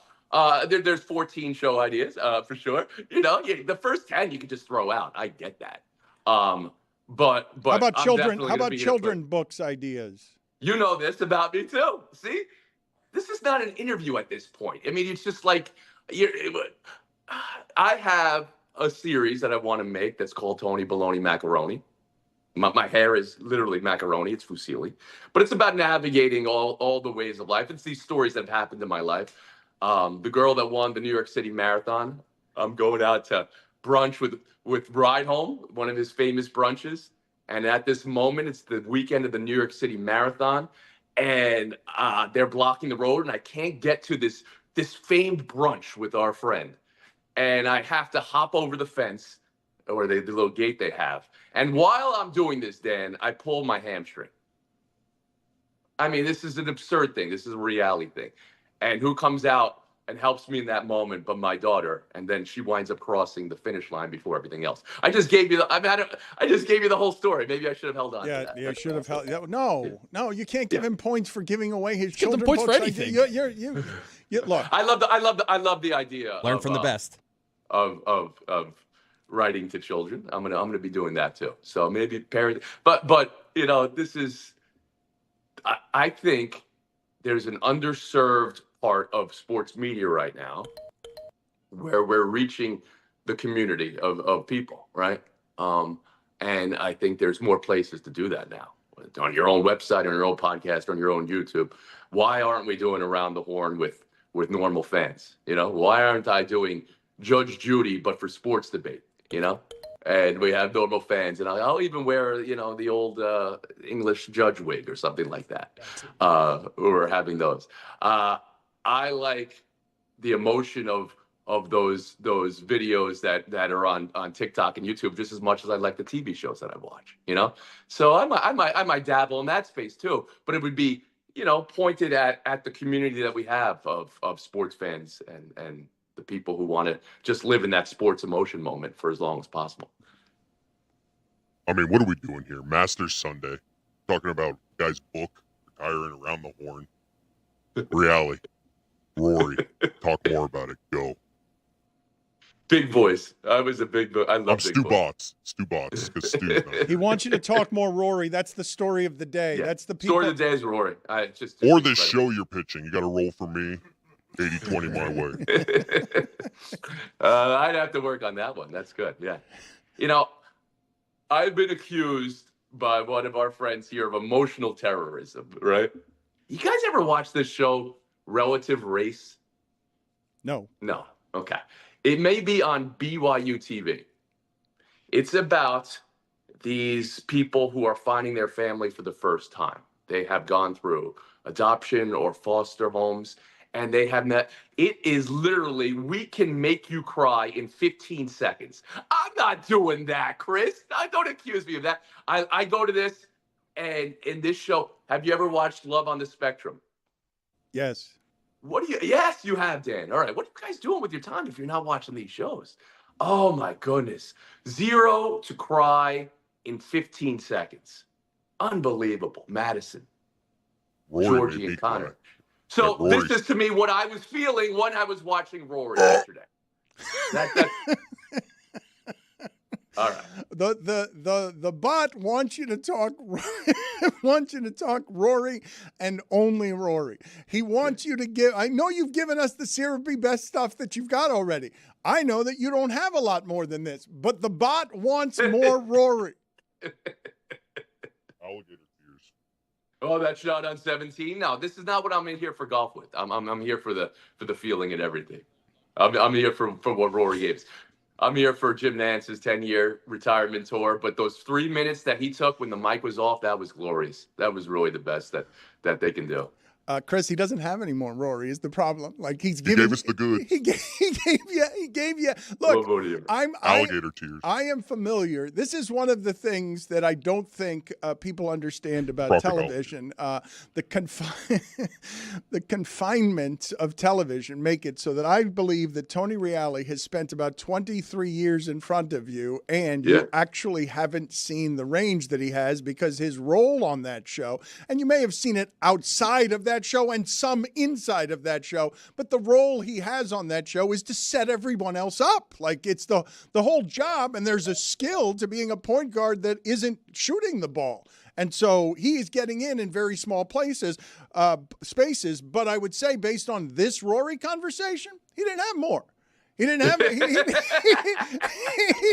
It was good. It was good that he was in the space where, go ahead, Plashke, you write the poems about what Rory was yesterday. I'll listen to you now. Dan, I'll give you something on Sunday at the Masters. You know when they're cutting in the final round to Xander Schauffele on a long putt, that's going in. Yeah. If they're going to give you a random Schauffele on a Masters Sunday, you know that thing's going in.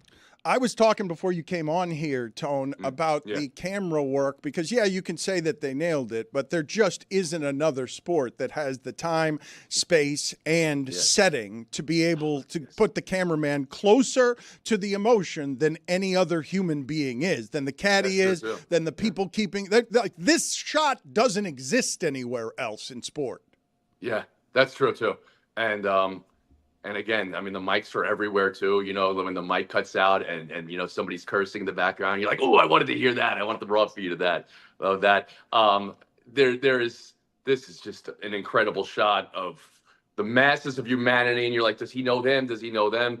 And he was perfect for the role. I got to go get fed for a green jacket. That's a great out. That's an incredible out. Oh, guys, got to go see a guy about a green jacket. Yeah, he played it perfectly. There's a cinema to this, and live TV, you're not guaranteed that. So to get it like that, just give them the Emmy right now. Just beautiful. One of the reasons that it is so majestic, though, because like this is so hard to capture around all the cynicisms that we have around sports and all the ways that we're ready to pounce on him with blame about choking.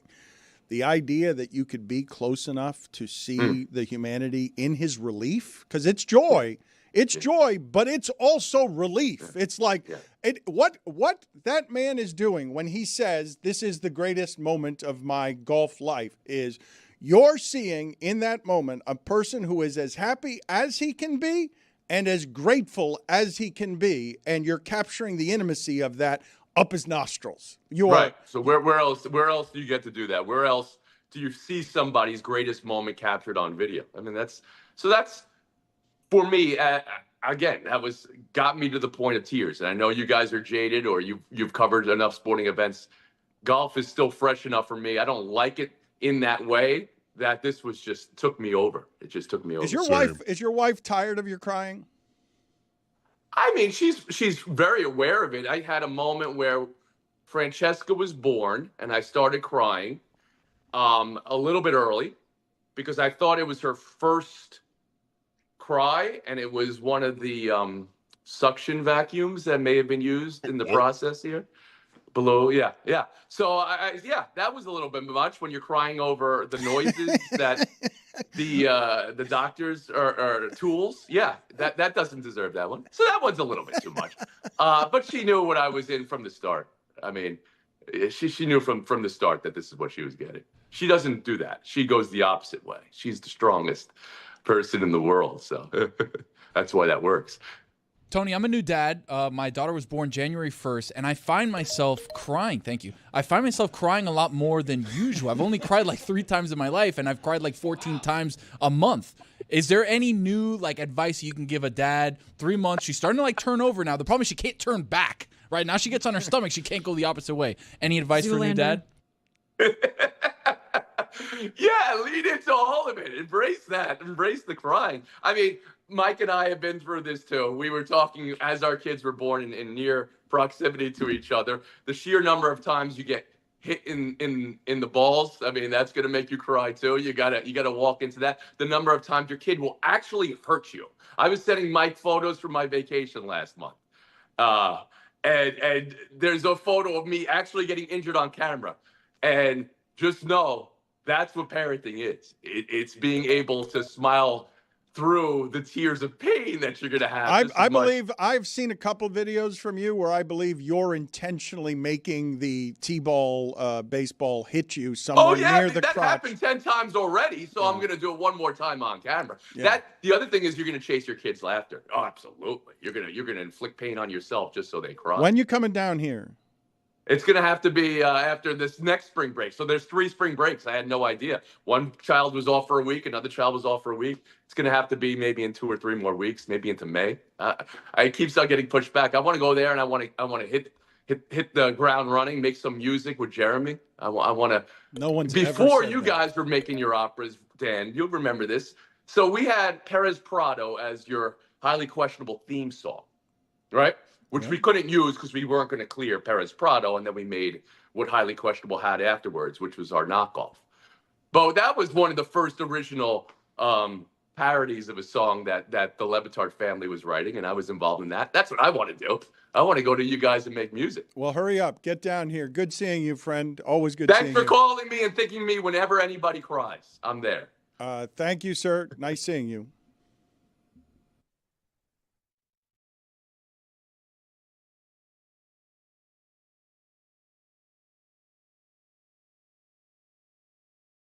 As 2 spent swimmers that do cling together and choke their art, the merciless MacDonald, worthy to be a rebel, for to that, the multiplying villainies of nature, do swarm upon him from the Western Isles. Of kerns and Gallo-West glasses is supplied, And fortune of his damned quarrel smiling. Showed like a rebel's whore. Showed like a rebel's whore. But all's too weak for brave Macbeth. Well, he deserves that name. Disdaining fortune with his brandished steel, which smoked a blood with bloody execution. What? Yes. Like Valuor's minion carved out his passage till he faced the slave. I feel your distress. I really do. Which ne'er shook hands nor bade farewell to him till he uniseamed him from the nave Rolling. Don't let them deter you. to the chaps and fixed his head upon our battlements. Oh, valiant cousin, worthy gentleman. Ah, as whence the sun gins his reflection. You missed your cue. Shipwrecking storms and direful thunders break. So from that spring whence comfort seemed to come. Wait a minute. There wasn't a question mark there. Discomfort swells. Mark, King of Scotland, Mark, no sooner justice had with valor armed. Oh, you think he's done? Humbled these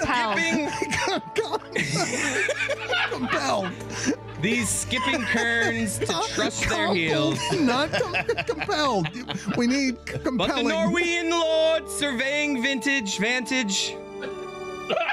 Which is it? Furbished arms. Vintage or vantage? And new supplies of men. All right, we've begin a fresh assault. We've tested his Hey, endurance. not this. Our captains, Macbeth and Banquo? And scene. You almost made it to the finish line. You started leaking confidence. It was not unlike the race outside in Freedom. You were very confident for a moment, and then you fell at the finish line. But Showed his long track. Excellent, Chris. Excellent. Vintage, vantage. Long white crap. Coupled, compelled. Sheets and giggles. Mike goes to Vegas, gets drunk, and Roy has to finish his hockey segment. Mike Ryan has landed in Vegas. God knows what time it is right there. God knows if he's slept at all and what kind of intoxicants he's on. But let's just play sound from Mike Ryan. He's not chasing the Jokic brothers in Denver. That's a mean. But let's play the sound before we introduce Mike Ryan and his nice hat. I'm actually hearing, we're about to play this sound here. I'm actually hearing Mike Ryan is hopping in the Zoom. But let's play this video first to set it up. All right, is the video ready? Because a lot is happening around here this week. It's crazy. This is a careening clown car that is going to pinball all over the place, and I'm very scared we're going to get in trouble this week because it's hard to keep the lights on, and we shouldn't do any of this stuff live. Let's go ahead and go to Mike's initial report. Was it from the Vegas airport? Was it around slot machines? Where was he? Let's listen in. Howdy, folks. Just here in fabulous Las Vegas. Have a great time. Just landed. And it's going to create a lot of special content for all you guys out there. It's Sunday Fun Day. The world is our oyster. And we're just getting going. Where's the Tropicana?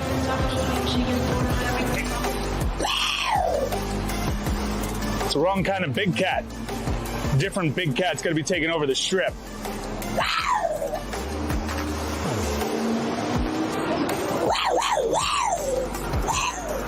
Let's get a drink. Welcome to the world famous Las Vegas Strip, as you can see. Man, my battery's dead. No, I have a. There's a battery store right in there.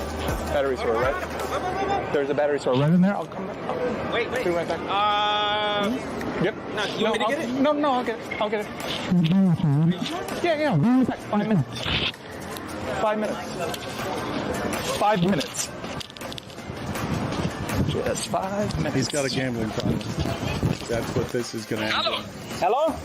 Hello, Miguel? Michael? Is this Mike? Michael, you want Michael? Is this Mike Ryan? This is Michael's friend. Hey, listen here, okay? D1, okay? Do you know what D1 means? Do you want me? Don't worry about nothing, okay? Don't worry about nothing. Mikael, he's in good hands, okay? That's all you need He was to know. kidnapped, but we have him in the Zoom. Reach Mike Ryan. No, you'll see Michael. You'll see Mikael. You'll see him tomorrow, okay? He'll be okay. Hey, let him know his producer, John, is trying to reach him. He'll know. I got you, okay? I'll leave a message, okay? Get some Oscar, okay? Mikael, Missalo, Dahanalo, okay? Unbelievable. Unbelievable. Some honey, Dahanalo, okay? Go Panthers, go Panthers, go out. Meow. Take care, okay? Ciao. I mean, we sent Mike to Vegas on a Meadowlark account. I didn't know we had sent John Reed to Vegas on a Meadowlark account. Do we trust him enough to have him in Vegas? I don't know. Gotta have a producer. I don't know about that one, Dan. Mike Ryan, thank you, Tony. I don't know why he's there on an account. Mike, are you sober? What time is it right now in Vegas? Oh, okay. They got to patch us through. Mike, you got us? Mike, are you there Okay, excellent work by you guys. Thank you. I appreciate that This is a them issue. Ready to go. Your concerns have been validated. But just look at him. I mean, holy shit. I didn't know he was going. I didn't know we could have used him here. Was that a Haitian accent? What was that accent? The kidnapper is of undetermined foreign kidnapping skills and ethnicity. Well, bad skills if he's in the Like Zoom. from Top Gun. It's just a general Exactly, threatening Just a bad accent. Could guy. be from anywhere in the world. Could be any kind of person. There he goes. Yes, the Vegas nightclub life is no good for him. I can't hear. No puedo oír. No puedo oír. You can hear me. You can, Mike. Can you give us a report here from Vegas? Roy's going out for games 5 and 7. We haven't had time to get to Roy's notes. Roy's mistakes. Do you want to go over them with him? Do you guys, Roy, go ahead and handle this segment here with Mike Ryan and talk about our hockey coverage. Is he at the Waldorf? I mean, I can't hear them. All right, Mike. I will try not to go as loud. Fine. You got a hangover, so I'm going to go with the mistakes that the Panthers made. So let's go with the Jonathan Marshall show going right now, all right? So both your D-men went behind the net, both of them, covering one man. That left the front of the net wide open for Jonathan Montesoro. So that's one mistake right there.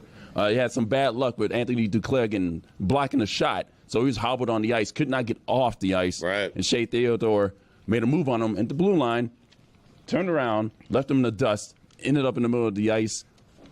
And the screen in front of Bob could not see the puck. Allowed that Bob trying to see the puck was one of the great videos. I thought he was going to start jumping up and down on his skates. Yes. And then the last mistake here, the Mark Stone goal. Aaron Ekblad tried to clear the puck out of the zone. Puck rolled up on him, ended up being a pop fly basically. And Mark Stone knocked it down with a high stick, which they reviewed. I still think it was a high stick, but same. They were saying that it's like when he's standing tall, right? But he's tall because he's skating. It's lower. Get out of here. If it's above the shoulder, it's a high stick. Yeah, he leaned to the right, so his shoulder dipped a little bit. But they're saying if he was standing straight, it would not have been a high stick. That's what they're saying. The puck was over the crossbar. They were projecting. Mike Ryan, your thoughts? Live coverage from Vegas, hungover, 6 o'clock in the morning. Get some sleep. Your thoughts on Roy's mistakes? He still can't hear me. All right. Excellent work, John Reed. Thank you. Now's a good time to take care of the lights and everything there with the last 4 seconds of the segment. Thank you, gentlemen, for all your hard work. Billy does.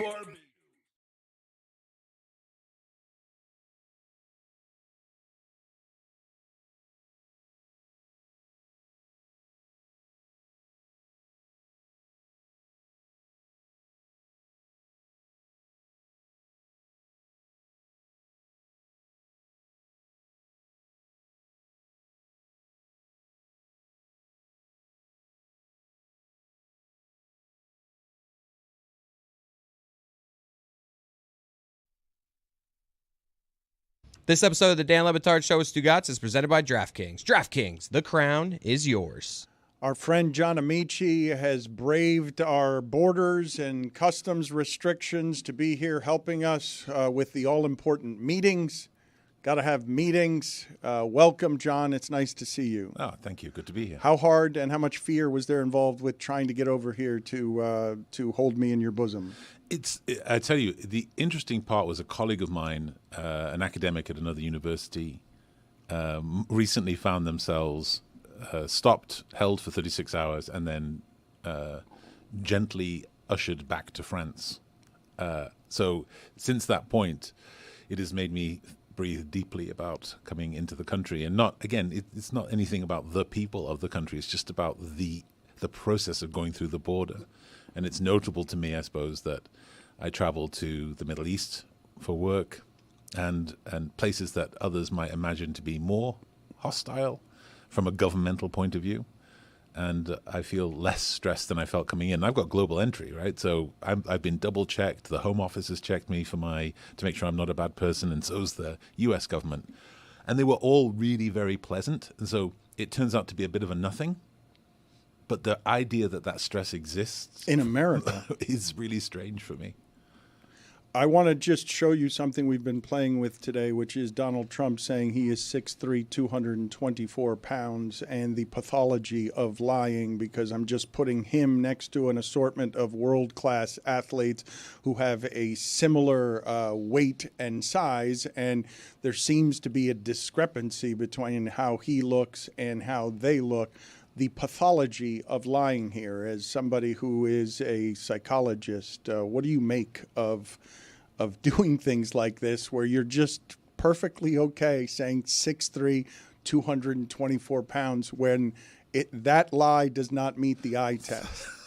So I'd say two things. One, hold on. So this is what I'd say about that. Sorry, I'm totally distracted by that. Was Matt Kugler. The juxtaposition. Indeed, it was. Were you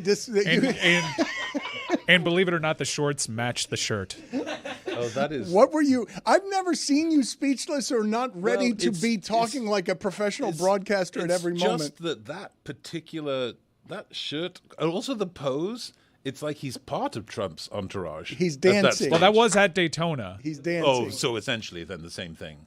Yes, Mike, okay. why don't you get your gear head so that you could tell us all about the trip you're about to make to Talladega? Oh, my God.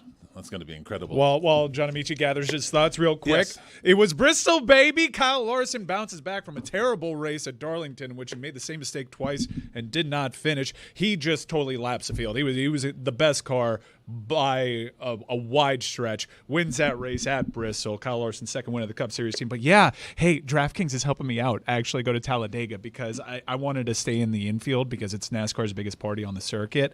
And I waited a little too long to do that. Apparently, you got to get that request in for a long time. But thankfully, my partners at DraftKings heard this was something that I was interested in, worked something out with NASCAR. So I'm going to go there in a camper with 3 of my friends to Talladega Super Speedway for the most bonkers race weekend the NASCAR Cup Series has to offer. It is a trip that I've really wanted to take for quite some time. It is a dream, and it's all being made possible because of DraftKings. Camper? You're doing a camper? We got a camper. We got premium RV passes. It's incredible. There's concerts. It's the biggest party on the circuit. So I'm looking very much forward to John, this. you were saying before we interrupted you. No. So just to be clear, this is the thing where they just go around in a circle, right? Yes.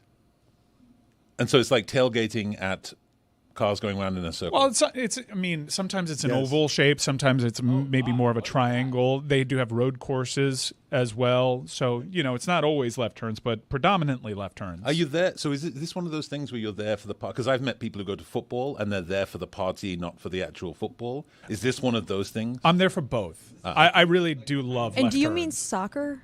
No, I meant your football, sorry. Okay. Your Just football, checking. not the real football. You I were meant- saying about Trump and the pathology of lying before you got distracted by Kugler's dancing and shirt. That's still amazing. It's still going to haunt me in my dreams.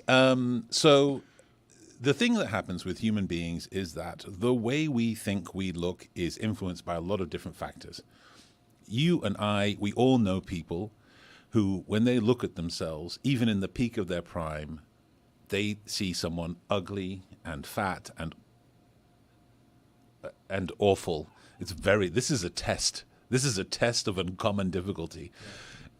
Is that how you dance? Stay on It point. is to Pitbull. Stay We were on trying to figure out point. what the song was. Oh my It's God. It doesn't Pitbull, matter. it's the- It doesn't it's matter. It's a Daytona. Macarena. I think that's Don't Stop the Party. Anyway, so people look at themselves and they have no idea what they actually look like. And then there are some people who are surrounded by others who reinforce their terrible idea. So whether it's a child in a family who thinks they're fat and their mother looks at them and even though they're not fat, they says, yeah, you are a bit overweight. And he's got a group of people, a group of sycophants around him who reinforce that he is indeed the same as many of these other figures, and he is muscular and handsome and whatever else. And I don't know that it's the most relevant part of the pathology that I might notice around him. It's but not the most relevant part. It's just something funny that came out yesterday because I can't believe the brazenness of it. Like there is no one on the planet that we would show photos of Trump and they would say that person's 6'3", 224 pounds. No, but that's what happens with the kind of convergence of power, sycophancy, and this need to grift, right? You're going to do whatever you have to do, say whatever you have to say. This is remarkable. Okay. I-Team investigation, by the way. I don't know what to do right now. There is a gentleman, not to be outdone, with a beard in the back and the Dale Jr. shirt, and I've been trying to read his lips to decipher which one of the Pitbull bangers might be sung now. I don't think that's Don't Stop the Party. Best I can tell, though, that might be Fireball. I appreciate the investigation. Continue with the investigation. Before John leaves for more of these meetings that he's helping us with here, I'd like to continue a conversation that we began to have last week about the mental health strain on athletes, whatever it is that you feel fell off of Rory McIlroy yesterday because of however it is that he would feel approaching that initial tee box on Sunday. One of the things that I was talking about was the lopsided nature of what someone like Michael Phelps has to do to be a winner in the lonely swimming category of I've got to do all the disciplined things as a swimmer to live underwater. And I'm not gonna like diagnose him with like autism spectrum, but he's got swimming spectrum stuff where like just being in the water all the time, he is somebody who got so great at that maybe some other things fell by the wayside. And Neil Brennan, the comedian, says, well, of course, it's because the greatest of athletes, they're not mentally healthy. They're insane. ESPN's always carrying on about how athletes need to have good mental health. And I want everyone to have great mental health, but not athletes. You know what I call an athlete with good mental health? An assistant coach is what I call him. What documentary did we all watch about basketball during COVID? Last Dance, correct. Did Michael Jordan seem mentally healthy to you in the slightest? Giant mansion, one chair. Here's what we learned during the Last Dance. We learned that Michael Jordan's hobby was basketball, but his passion was revenge. It's what fueled him. It's what fuels all the greats, like settling scores and holding grudges. I was at a restaurant recently, and some little kid was crying, and his dad was like, son, just to remember, the most important thing in life is to never take anything personally. And I slid in and was like, unless you want to be the greatest basketball player who ever lived. Yeah, if they're great at sports, they're out of their minds. Tom Brady, not well. Did you see him try to play toward the end? Whenever he tried to run, he looked like he was on the toilet and he left his phone in the other room.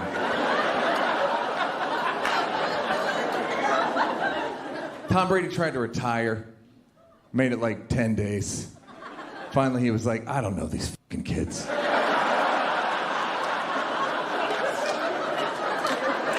And they were like, Dad, will you come outside and throw the ball? And he was like, with you guys? No. Thoughts, Amici? Yeah, so he's right and he's wrong, right? So is there a particular mindset of an elite athlete that would definitely come at odds with what we might expect for the norms of society? Absolutely right. But the very same thing happens with the reintroduction of veterans back into society. The very same thing, because the mentality of being someone who is that kind of disciplined in an environment of that kind of peril creates a mindset that is not exactly normative for mowing your lawn and saying hi to the neighbor and borrowing a cup of sugar or whatever. So, yes, you're right. There are some things that shift. However, does this mean that every athlete who's elite has to be mentally unhealthy? Michael Jordan in The Last Dance is not an example of what had to be for him.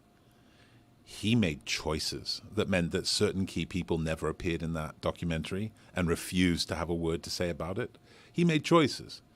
And those choices had consequences, both for him and his sense of being wrongly done by and his sense of having to whatever else, carry all the weight or whatever else. Not every elite athlete has to live in a world of misery and mental ill health, but they are going to be wired slightly differently than what you might expect your next door neighbor. I thought that Robert Smith, I've told this story before, the great running back who retired early, I thought he was uniquely qualified to retire early because he had a doctorate, had a million different interests, and was walking away from football while he could still walk, while the knees worked. And very soon after losing the discipline of you have to be here at this time, he was throwing up into a bucket by his bed, drinking too much in the morning because the lack of discipline, structure being something that he had been his entire life. By the time he got to 30, Yeah. he couldn't deal with what was happening. Dan, having a hobby outside of your work or even an education isn't what saves you. It certainly isn't what saved me. It's the idea that at no point did I think I was a basketball player. Did I think that's my title and that's my role? It was what I was doing. It wasn't who I was.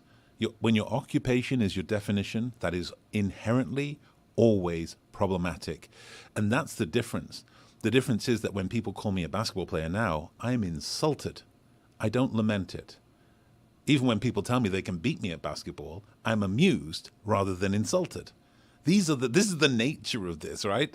It's the nature of this. Be amused when I pull the chair, buddy. You can go now.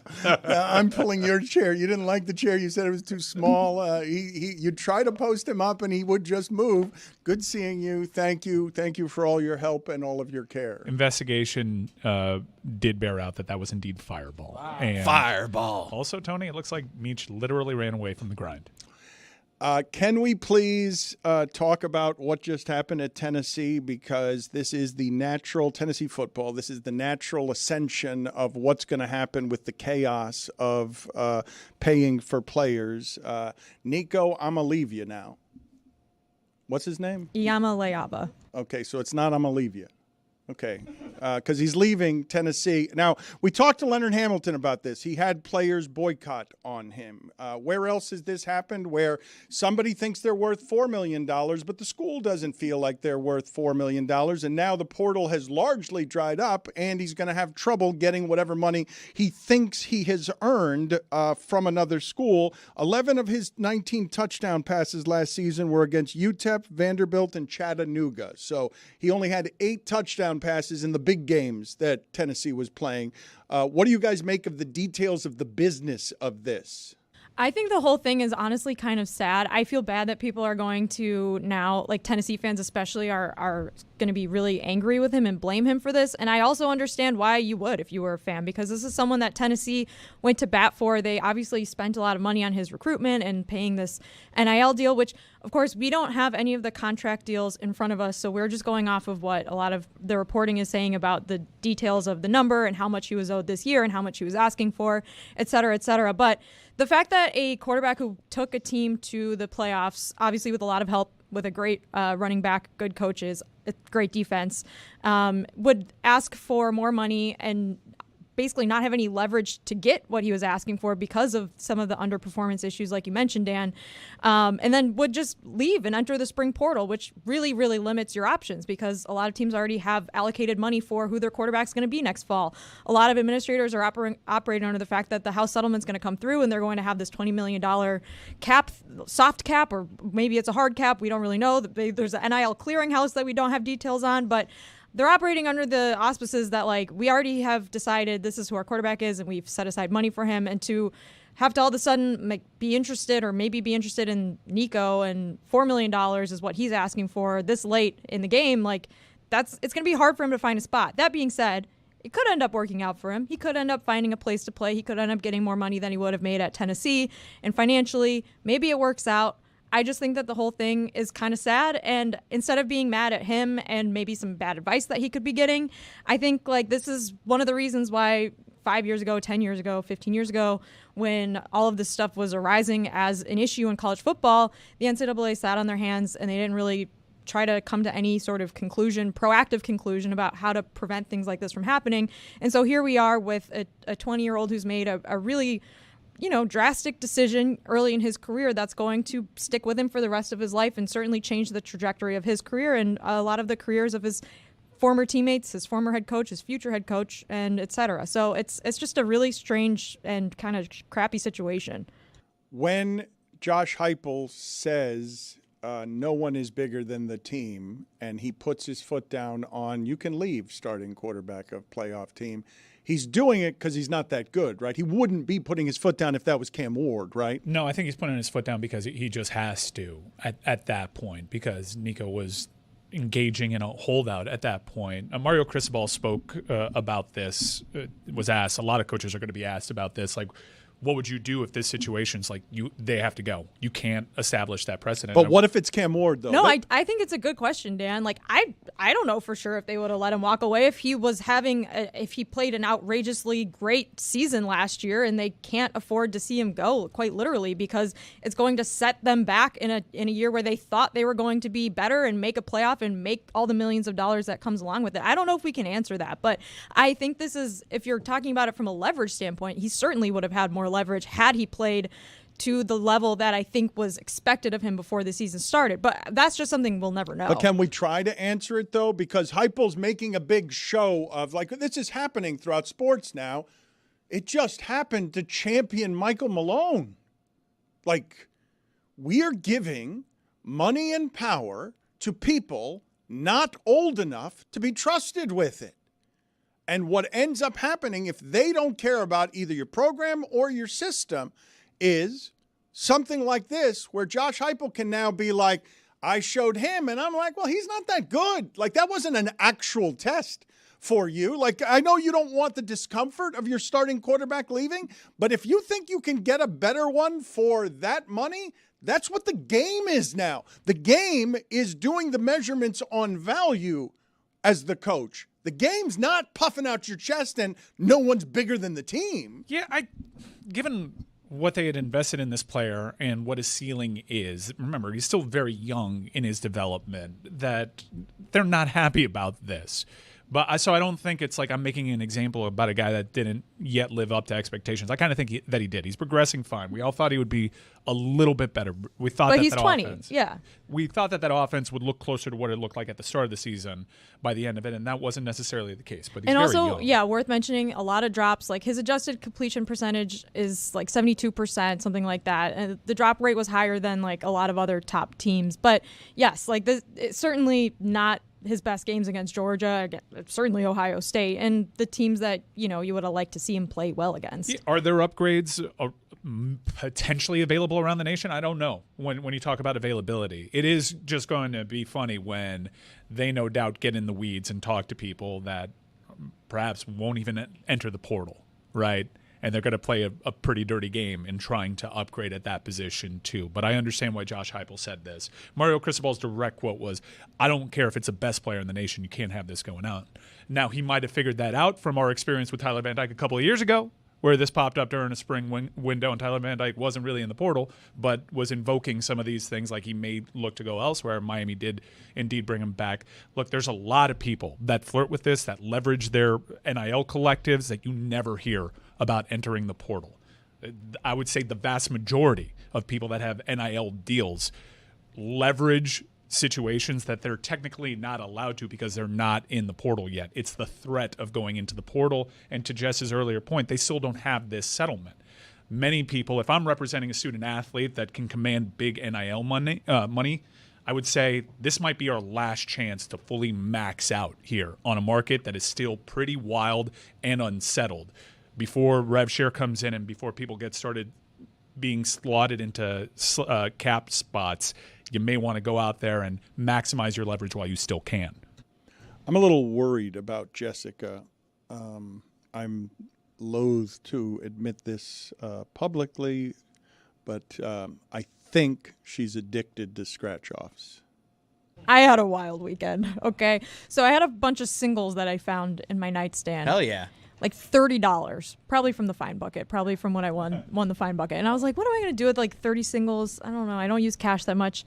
Let's buy some scratch-offs. So Lehman and I went and we bought some scratch-offs. You could get a lot of scratch-offs for $30. So we ended up with like a stack of like 15 scratch-offs. And I won $50. And one of the scratch-offs, every single thing that I scratched off was a winner. That one alone was $15. And I got a little hooked. And I was like, should we go back? Should we get $50 worth of scratch-offs now? Especially since you already took one stack and closely doubled that. Exactly. So then we went back. We got $50 worth of scratch-offs. I got another huge stack. And there's this crossword scratch-off game where you scratch off the letters and then you cross off in the crossword, like the letters. If you get enough words, you get more money. So if you get like 3 words with your letters, you get $20. If you get 4, you get $30, whatever.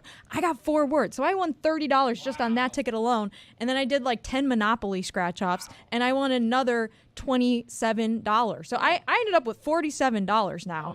I think, I don't know. I just said the math wrong, but it was $47. So we went back and we got more scratch-offs. So now I'm like 30 scratch-offs deep on Sunday. Where were you going to get them? Like a 7-Eleven or Millam's? Okay. Yeah. Millam's. Millam's? Always Millam's. Never what you said. I thought it was Millam's. Yeah, you're wrong. Dan? Tomato. What do you think? He doesn't go there. Millam's. Thank you, Dan. The way that I recently got grabbed, and I don't know what money you ended up with, but this is sort of the way that gambling empires are built with your money. I went and got lotto tickets, I would say, for the first time in like 35 years and immediately won $600. What? Yeah. Whoa. I couldn't believe it. I mean, I feel like I'm single-handedly paying for the education system in Florida. I assume that's where the lottery winnings go, but I really have no idea. Bullshit. I don't know where your money went, but I had to go someplace. They don't even pay you. After $500, you have to go to like a specific like Tallahassee. place. It says it on the back. It's like, if you win more than $500, you have to mail this to Tallahassee. I'm like, what? I That's spent crazy. as much in gas to go to the place I had to collect my winnings just because I wanted to collect the winnings, but it was a pain in the ass with traffic to get over there. And then the next time I played, I didn't get but a couple of numbers, and all the money went away. Did you end up quitting ahead? No, we went back and we were like, well, this was found money. Let's just keep going. Why not? So we got $47 worth of scratch-offs back at the store, came home, scratched them all off. No winners. Nothing. What do you use to scratch? Are you a key? It was a lot of fun. Lehman has this BCS National Championship pin from the last BCS National Championship game when he was covering it at Sports Illustrated. It's got the perfect little hard metal edge. Nice. Yeah, it was perfect. It was really nice. Although we were fighting over at one point. I like took all of them and I was like, I started going. He's like, I want to do some of these. And I was like, but I want to do them. And then we were fighting over who's going to do all the What do you guys scratch-offs. think is the most used utensil to scratch off? Is it a key or a coin? Penny. Key, because Key. you got to do it at the actual facility, House right? key. At the Publix or House whatever. key. No, we took them home, Roy. This was an event. Like we were taking our time. We were enjoying ourselves. Pour a glass of wine. Do your scratch offs. No. I'd like to sample the audience. Let's put that on a No, poll. I will, but know what, Roy? No. I'm doing it right there because if I win, I'm turning it in at the Publix right there so I can get my money. If it's less. There are 2 strategies. There are the people that just scratch it right there. I'm with Jess though. If I'm gonna do it, it's gonna be a whole thing. We're gonna bring it home. Have a 3 nice questions moment. then for the poll. Number 3, are you addicted to scratch-offs? Number 2, on scratch-offs, do you use a key or a coin? Do you have another applicant here? And then A BCS National Championship pin from the 2014 game. And then the third one, do you do the scratching off in the store or do you do it at home at Le Batard Show? The other option is a fingernail. That's boy, that's Fingernails crazy. insane. Gross. Don't do that. You are a monster! Wash your hands afterwards. A monster! Put it on the poll at Le Batard Show. Do you use your fingernail on the scratch You off? staying strong with it, Roy, or are you backing Or off? do you judge others as monsters who use their fingernails? You got your key to wipe the gunk off from underneath your nail bed? Are any of you guys inserters instead of tappers on the credit cards? Hell yeah. That's a great question. Excellent question. I mean, you're definitely if you're still swiping in this day and age, you're just a monster. We're all tapping it. Sometimes you want to tap it first before. I'm pro tapping, but there's these every once in a while you find the one. It's like where am I supposed to tap? You're like all of a sudden you're like that's hovering why your card. That's why I'm an inserter. Yeah, but then with the inserting, all of a sudden you get the terrible feeling of, sir, it's not in enough. Can you really get it in there more? Hey. And you got to like hold it in there.